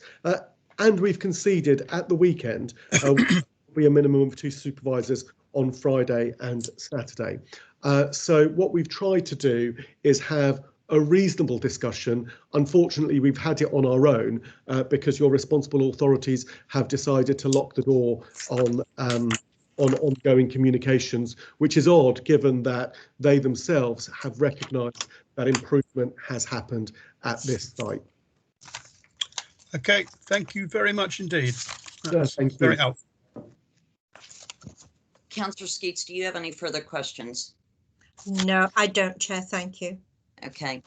Mr. Karamidis, I was hoping that perhaps you could address a question for me in regards to, and this will be, I guess, somewhat speculation on your part, but if you could spell out to me, there was a video that we were shown, which was the review of the premise by PC Simon Wheeler, and it consisted of a long conversation with Jane on the other end of the phone, reviewing the conditions that were in the property. And so since then, we heard that she took notes and on, but there were a number of situations that were not compliant at that time. What steps, perhaps let's take this out of the speculation, what steps can you advise me that has been taken by the DPS to remedy those since that time, specifically to those conditions? And if you could just detail that for me, I'd appreciate it. So as you've heard, we've refurbished the premises. She has a banned list because she's gotten rid of the worst people. The COVID secure measures have been enhanced. We have CCTV in place. Sorry, I'm just getting instructions. We have training has been confirmed. We've got really good people in place, and actually we're very hopeful that this is now the right team and the right people, and that really is the point of Mick Sheridan's statement. He's got Q-ins, we've got Lindsay, who's the area manager for Q-ins, we've got Mike, who's the area manager for Admiral, we've got Jane in, who's really just committed to this place as a local person. In many respects, it's not just about the conditions, it's about bringing in a particular culture, and we've now taken the extra step to include the SIA on the Friday or Saturday, as set out in our statement. So we've got that positive improvement happening. Let me just check my instructions because my WhatsApp is bleeping, just to make sure I've got a full enough answer. And we've certainly, on our own, have applied the conditions that we've suggested to yourselves, really, in order to ensure that we move forward. And the proof of that is actually the increase in takings. I mean, I find that personally quite astonishing, given the kind of hearings I have over COVID and the impact that we've had on the licensing community. If you want an indication that this is turning around from the kind of place where people just, don't buy drink but take drugs, or cause violence, or have fights, or the worst of the sort of police tale, the fact that we can go from before COVID, 3,000 turnover a week, to during COVID, with all the difficulties that we find, 4,500 a week, tells me, and I'm going to submit tells you, that something is working. And the thing that is working is Jane, her attitude, and the way she runs this premises now that she's officially in charge. Thank you. I have one further question. Can you speak to me about it's basically a third-party management? So we've got the DPS, we've got the premise license holder, and then there's a party in between. And how do you feel that is set up to manage? And could you describe a little bit to me about the structure and if that's an effective method of structure? And if so, what? Absolutely, Mum. I was very surprised to hear the police complain about the tenanted pub scenario. It's something that's been operating in this country for hundreds of years, and basically the brewery has a tenant. The tenant is responsible for the day-to-day running of the premises. The brewery provides them with guidance. What happens is that when there's a problem, as there is here, the landlord comes in, the area manager comes in, the tenant comes in, and the people come in, and we all work together as a team to sort that out. One of the great advantages of this third-party system is that the brewery, in many respects like yourself, can take a step back and say, hang on, I don't like what's happening here. Have you thought about this? Have you thought about that? I'm very surprised that this is being criticised, and your report, your licensing officer and the police invite you to consider the case of Heath, and I mentioned earlier the incomplete legal submissions, and of course Heath was like Bassett Law before it was an unargued case. There was only one side present, and they forget to look at Hall and Woodhouse. Hall and Woodhouse is a case where this third-party system was acknowledged, and it's a third-party system which is entirely legitimate. And we're told that with this third-party system, the premises license holder, although his or her or its name might be on the premises license, they can't be held responsible for the failings of a management team. It means that when you've got a local pub like this, and I'll finish on this point, when you've got a local premises like this that has issues, the brewery can work with the local authority and the police to find the right person, and sometimes that takes time. But matchmaking and dating, as you all know, it does take time. But we're there. We are now there. We have been able to find the right person. She's proven herself, and so we can continue working with this sort of time-honoured, court-approved system. Thank you. Thank you. Colleagues, if there's no further questions, I will.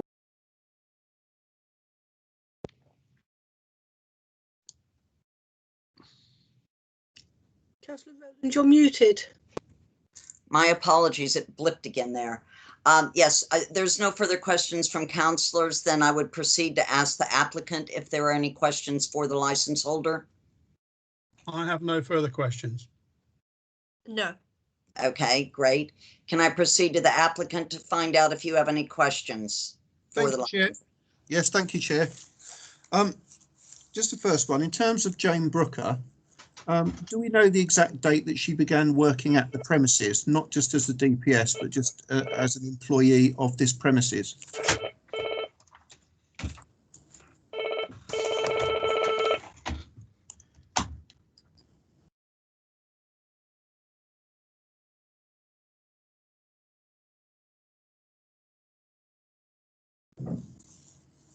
Can't hear anything. I can't hear anything. Can't hear anything. Apologies, it was my turn to unmute the button. So apologies. I think there were other problems too, but proceed. Yeah. Thank you very much. It was about 2 weeks before John left. So let me just go back to the witness statement. I think that was in February of 2020. Where is it? I think it's in paragraph.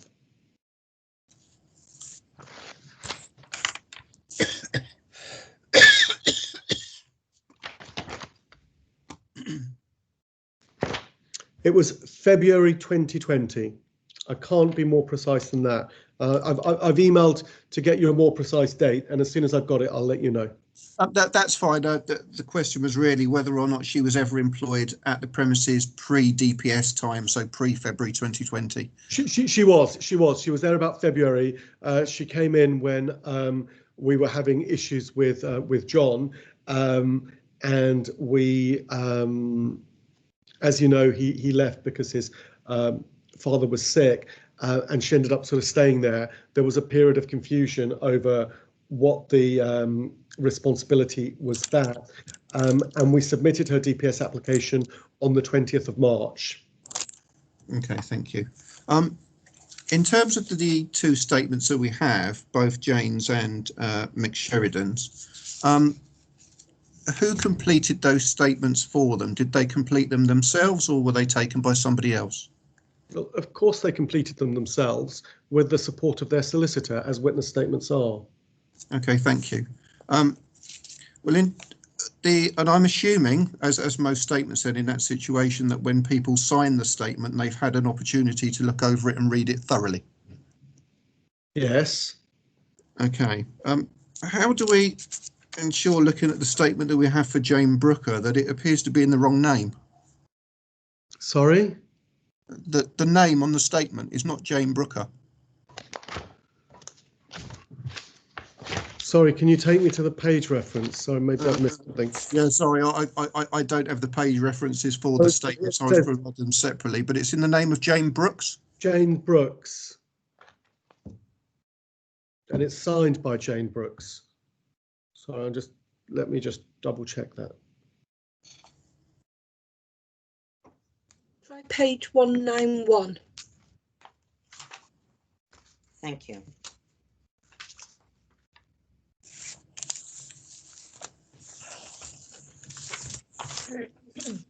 My instructing solicitor says to me the typo says it's Jane Brooks. That's correct. So she signed the statement having read it in the wrong name. I know it's just a typo, but in terms of it being a legal statement, it is actually in the wrong name. I'm not even going to go any further with this, Ma'am. It's just a typo. If only the police officer had read his own evidence when he prepared his report with this level of detail, we wouldn't be here. It's a typo. Do you want me to get my solicitor on to apologise for making a typo? I'll just call him. Malcolm, could I ask you to respond to that, because we're moving from the sort of fanciful to the ridiculous. Could you please come on and confirm the typo is your mistake, that you were talking to Jane, that Jane gave you these instructions, that you were doing it over the weekend because of the lateness by the administrative team at Reading, that we all worked on Saturday and Sunday, had multiple conference calls with each other to make it on time, only to then find that the council decided to adjourn the hearing without hearing from us, blamed us when the ex-mayor of Reading then made defamatory statements to the press and got there. So if you could just confirm all of that, because the police are concerned about a typo. Thank you very much.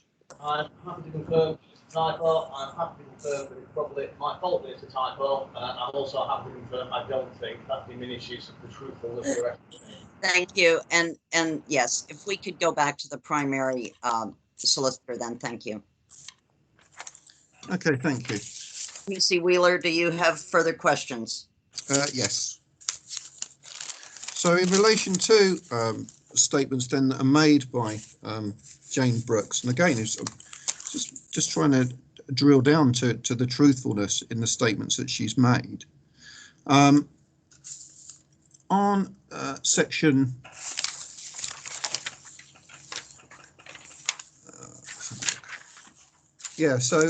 point 2 in Jane Brooker's statement, She just talks about her years of experience. So we just want to get down to Jane's potential moving forward and the experience that she brings to the premises. She states in the statement that she had managed a pub in Wokingham and has around 10 years of experience of managing hospitality venues. When we conducted the premises inspection back in August, she was actually asked about her level of experience. And as part of that process, she stated it was the first time she had ever managed a premise, and she'd done lots of bar work, but never actually managed a pub herself. So I just wondered if we could confirm which one of those statements was correct. Has she managed a pub, and does she have 10 years of management experience, or does she have no experience in relation to managing a pub, as was provided to us when we asked the question as part of the inspection process? Ma'am, I will answer that question. Firstly, can I, however, make this point? We are challenging the truthfulness of a statement, a statement prepared by a solicitor, a Minister of Justice. So it's a very grave allegation to say that this statement prepared by my solicitor, who is a partner at his law firm, has produced a statement for you that is untruthful.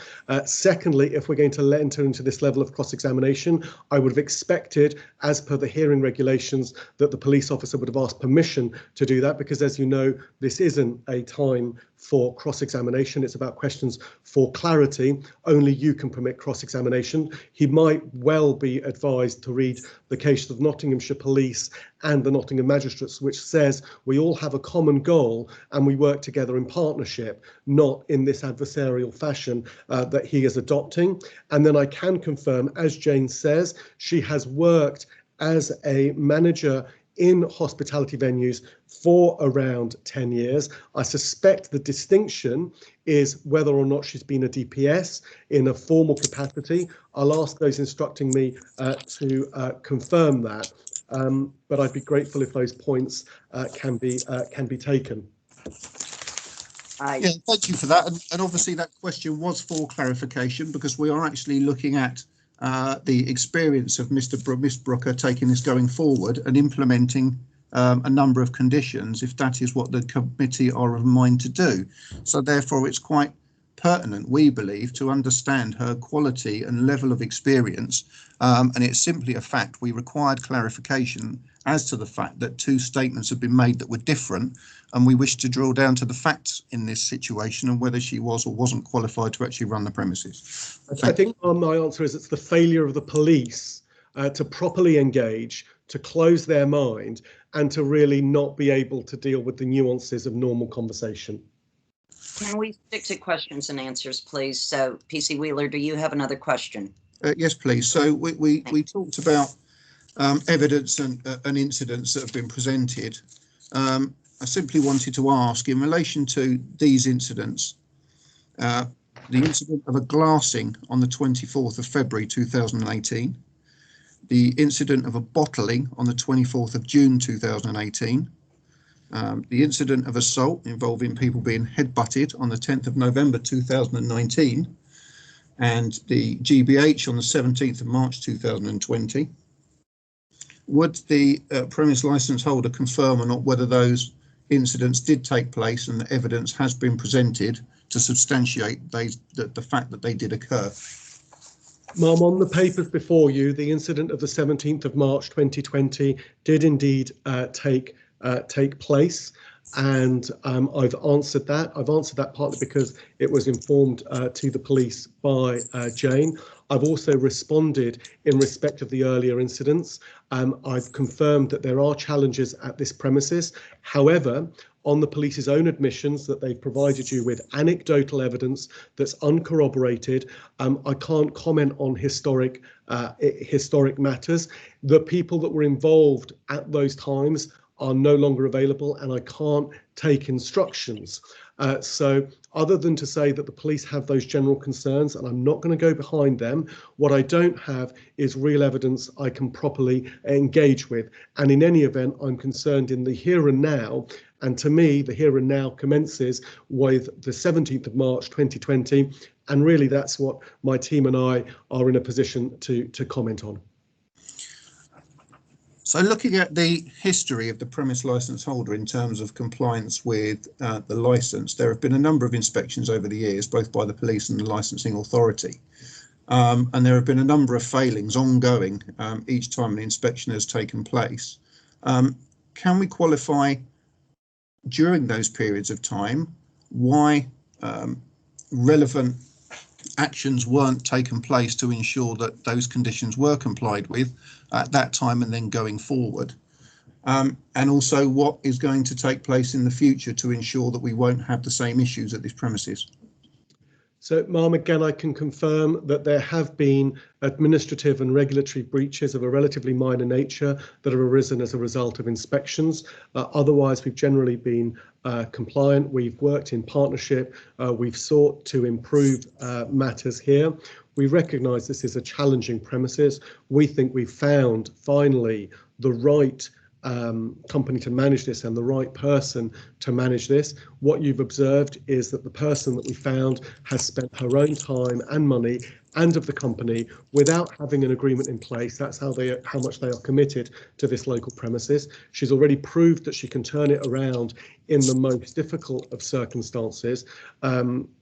Admiral, our tenant and our DPS have got a full team behind them. They're able to review what's been going on, and we feel because of the new people in place, the conditions and the money that we're putting in and the steps we've already taken, which have already meant that we've got a real change in our client base, are such that you can have confidence in that. And at the very least, and as crude as it may be, money talks. We're turning it around because it's making money.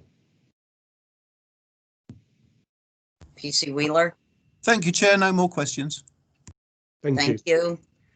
Could I move on to whether the those that have made relevant representations have any questions for the license holder? That's Robert Smalley, if you have any questions. Thank you, Chair. I'm just reviewing. I think PC Wheeler and Councillor Maskell may have covered everything I wanted to ask. The only point was that what background, sort of what kind of like a history of the premises, do you know, was passed on to Q Inns when they took over at the end of 2019 from Admiral Taverns? What was the history and the history of the premises and incidents, as well as the personnel at the premises? What background checks or history was passed on between the license holder and the new management company? If this review hadn't done it, then I can assure you they were certainly well aware of the challenges. We've got this new area manager in. Mike has been focusing on this for some time. You'll see in his witness statement that he knows Q in, and he specifically brought them in because of concerns around this premises. So we've always made it clear that we need a strong, robust tenant and a strong, robust DPS. We thought we'd found that with Mr. Aitken, but for his personal circumstances. Nonetheless, that has happened. We've now got Jane in place, and you can see that we've all recognised that it's about turning around the clientele. Jane is local and she knows who's local. She knows the sort of age bracket that she needs to get in, the type of clients she needs to get in, and she has changed that. And more often than not, it's you know, the effect of albeit window dressing can be quite profound. Mom, if you and your colleagues think about your local areas, I think you'll know that there's always that one corner shop or there's that one pub that you just don't feel you want to go into because it doesn't look right. And yet there are other pubs and little shops where, because of their display, because of the flowers outside, because of the decor, it says, welcome, come in, we're a welcoming space.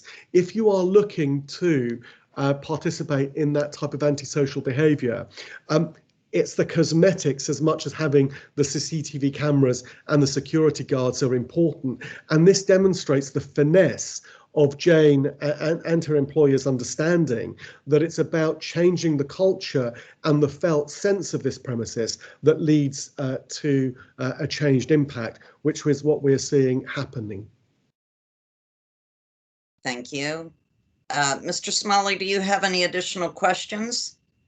No, I believe everything else has been addressed by other questioners. Thank you. Thank you. Ms. Heath from Environmental Protection Team, do you have any further questions or any questions at all? No, thank you. Very good. Okay. May I be so liberally minded to state that we've been going at this for over close to 3 hours. We are next to sum up, but I did not know whether anyone was in dire need of a 2 to 3 minute break or not. If not, we're happy to proceed. I just don't want anyone to be horrendously uncomfortable as we go through the next few minutes. I'm hearing silence. Okay, very good. Okay, so we will go to the summing up, and please do remember that you cannot introduce any new information at this stage, and I will believe that we can give you another 5 minutes on this if that is okay, if we feel that that will be allowable, or shall we go ahead and go to 10 minutes? Let's go ahead and go to 10 minutes. And if you could go ahead and get started, Mr. Karlambides, with your summing up, I would appreciate it. Thank you. Ma'am, I'm going to surprise you and let you know that I don't need the full time, which is always a rarity when council speaks. I think I've spoken quite a lot. Ma'am, this case has been exaggerated greatly. And I don't say that lightly, but it has. What we can see is effectively you're dealing with a review. The current issues are the incident in March, the fight in August, and the visit in November. What those two incidents show is that you've got a proactive DPS that works with the police. She is getting things done. She is supported by a new and effective area manager, both for QINs but also for Admiral Taverns, and is investing her own time and money and that of her company to turn this around, to take it back to the genuine community pub that we all want and need. What you've heard, and I'm even though it got a bit heated, I'm actually very grateful to the police for confirming this. What you've heard is that they've just sort of tipped everything in to this review. Every sort of little scrap of anecdote, gossip and unsubstantiated rumour and so on has been put into this. And what they've done is they've given you very alarming headlines. And they sound alarming, but that which isn't to underestimate the impact of this premises, because it has been challenging. I'm not saying that it hasn't been challenging, but to be alarmist, to throw around the titles that we've heard is just not helpful, because of course it leads to the kind of press coverage that you've seen, which doesn't work. I'm disappointed that the responsible authorities don't seem to have read the witness statements. The best they can manage is to spot typos. I think, come on, just get into the substance of it. This is an operator that is saying, let me work with you, let me talk to you. And what the police and the licensing authority are doing, despite having recognised improvements, is slamming the door in their face. That's just not licensing, and that's not what licensing is about. So I would urge you to adopt the conditions. And may I suggest this one thing, that it came into my instructions as I was preparing to sum up. It seems to me that we need to have better communication and clearer communication. We're quite happy to agree, if the police and your licensing authority are, to a monthly meeting. Come to the premises. We can arrange for the area manager of Admiral Taverns, of QIN, RDPS, whomever's required, to make sure that we keep talking, because it's only by talking clearly that the evident and obvious misunderstandings and misinterpretations of the police are going to be avoided, and we can turn this premises around to make it a valuable asset for the local community. So, Mum, I would urge you to reject the revocation as being entirely inappropriate, disproportionate, and not based on sound evidence, and to adopt the remedial measures that we've suggested in our witness statement, which is the adoption of the conditions with this additional talk invitation. Thank you very much. Thank you, Mr. Kalambides. Just a second. Okay, there we go. Yes, I would like to then go to Mr. Smalley for any summing up, and obviously I would limit that to 5 minutes for you if you could. Yep, thank you, Chair. Well, really, for the reasons mentioned previously in relation to the history of non-compliance and the incidents at the premises, is the recommendation of the licensing team that the premises license should be revoked and that this step is appropriate and proportionate to promote the licensing objectives. However, if members are not minded to revoke the license and believe that going forward the premises license holder is able to promote the licensing objectives, then I would respectfully ask for the reduction in hours and the conditions contained on page 179 to 187 are applied to the license. Thank you. Thank you, Mr. Smalley. Ms. Heath, I could limit you to 5 minutes also if you would like to sum up. Yes, thank you. I mean, further, we don't have anything further to really summarise beyond my previous representation.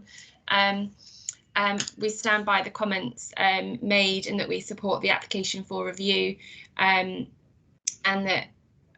that's about it, really. Thank you. Thank you. Thank you.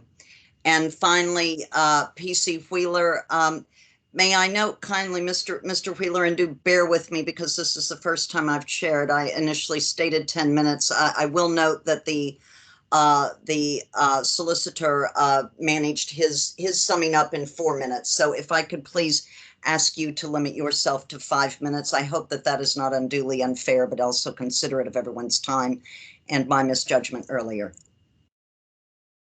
Yes, thank you, Chair. That's absolutely fine. Thank you. So you've heard a lot of evidence today, both from us and from the premise licence holder. You've had a number of comments made to you in relation to the police response to this review. You've heard that the premise licence holder believe this is an exaggerated response. They've noted that we have told colourful tales in relation to this premises. They've also mentioned that what we have provided in terms of evidence has been deliberately misleading. Certainly we disagree with all of those comments. What I would like to bring to your attention are the following points.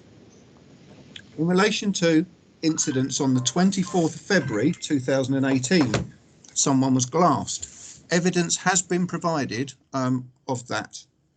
On the 24th of June 2018, evidence has been provided for that incident as well, the bottling incident. The incident in November 2019 where someone was punched and headbutted, there has been evidence supplied for that. And there has also been evidence supplied for the incident on the 17th of March.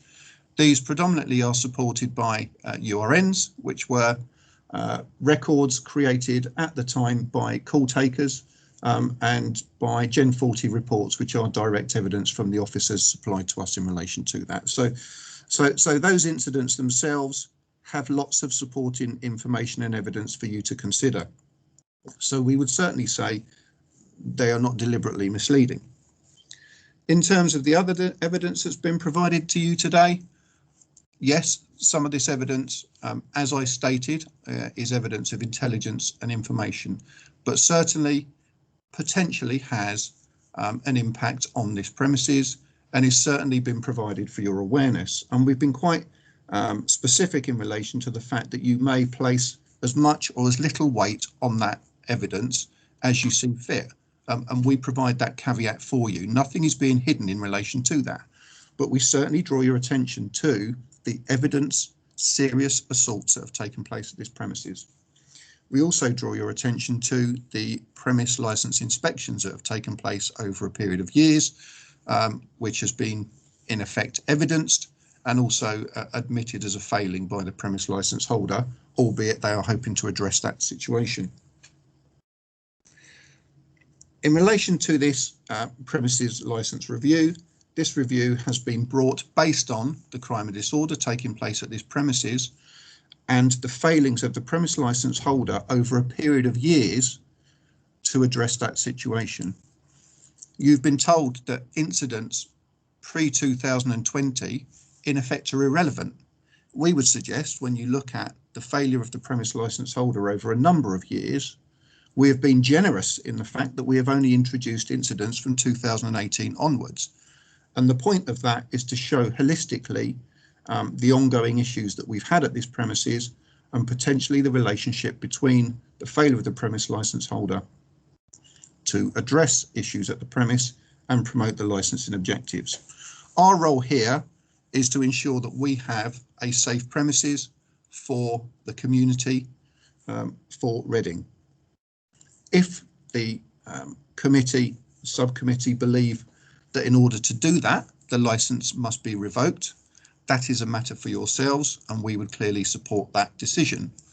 If the subcommittee is of a mind to allow the licence to be maintained, we would provide evidence or suggest that in order to do that and in order to ensure that the premise licence holder has the opportunity to try and provide a positive movement in the future, that you consider the conditions that we have provided for you, because we believe that those conditions are specific to the issues that we have seen at this premises, and may address the issues. Seconds, Mr. Wheeler.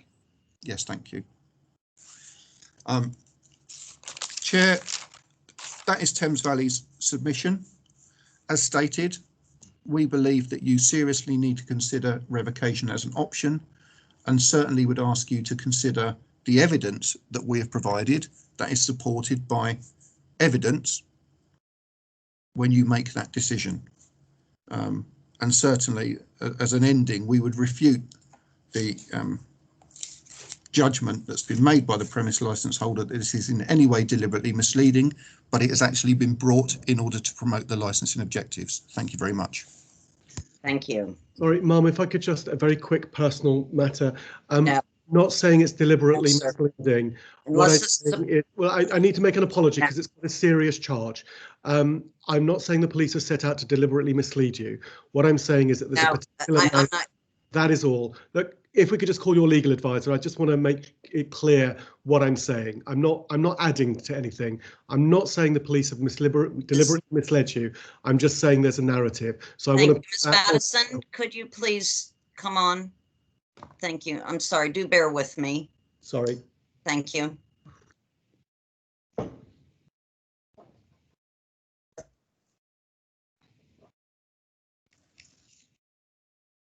Ms. Madison, could you make a determination on Mr. Carolambides' point here? Members, when it comes to deciding on licensing, you have to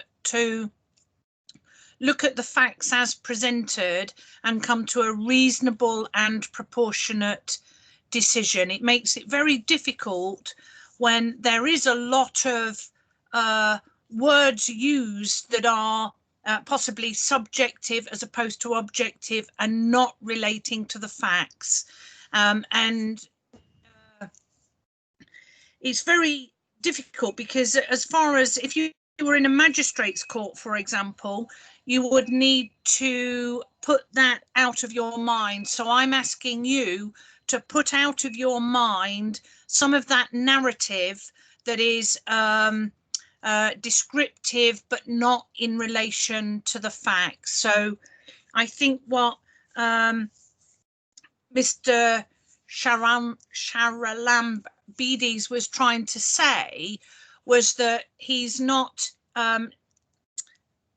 saying that the police were not right in their view to bring the review, but he's just he's just asking you to exercise some caution in respect of some of the narrative that has been used that is not based on fact.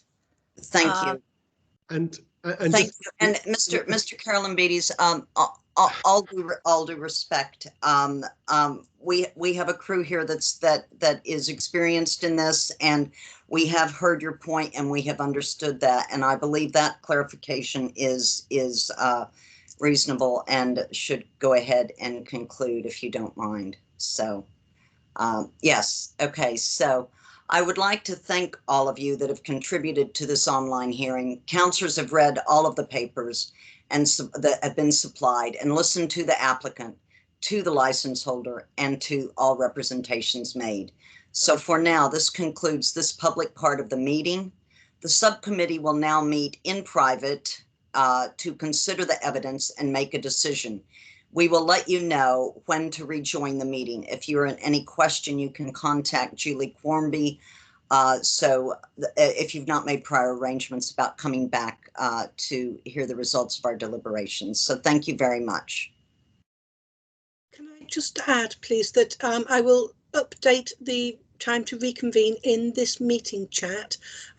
If you would like me to email you separately, just put a note in the chat and I'll check that when I come back after the decision-making meeting.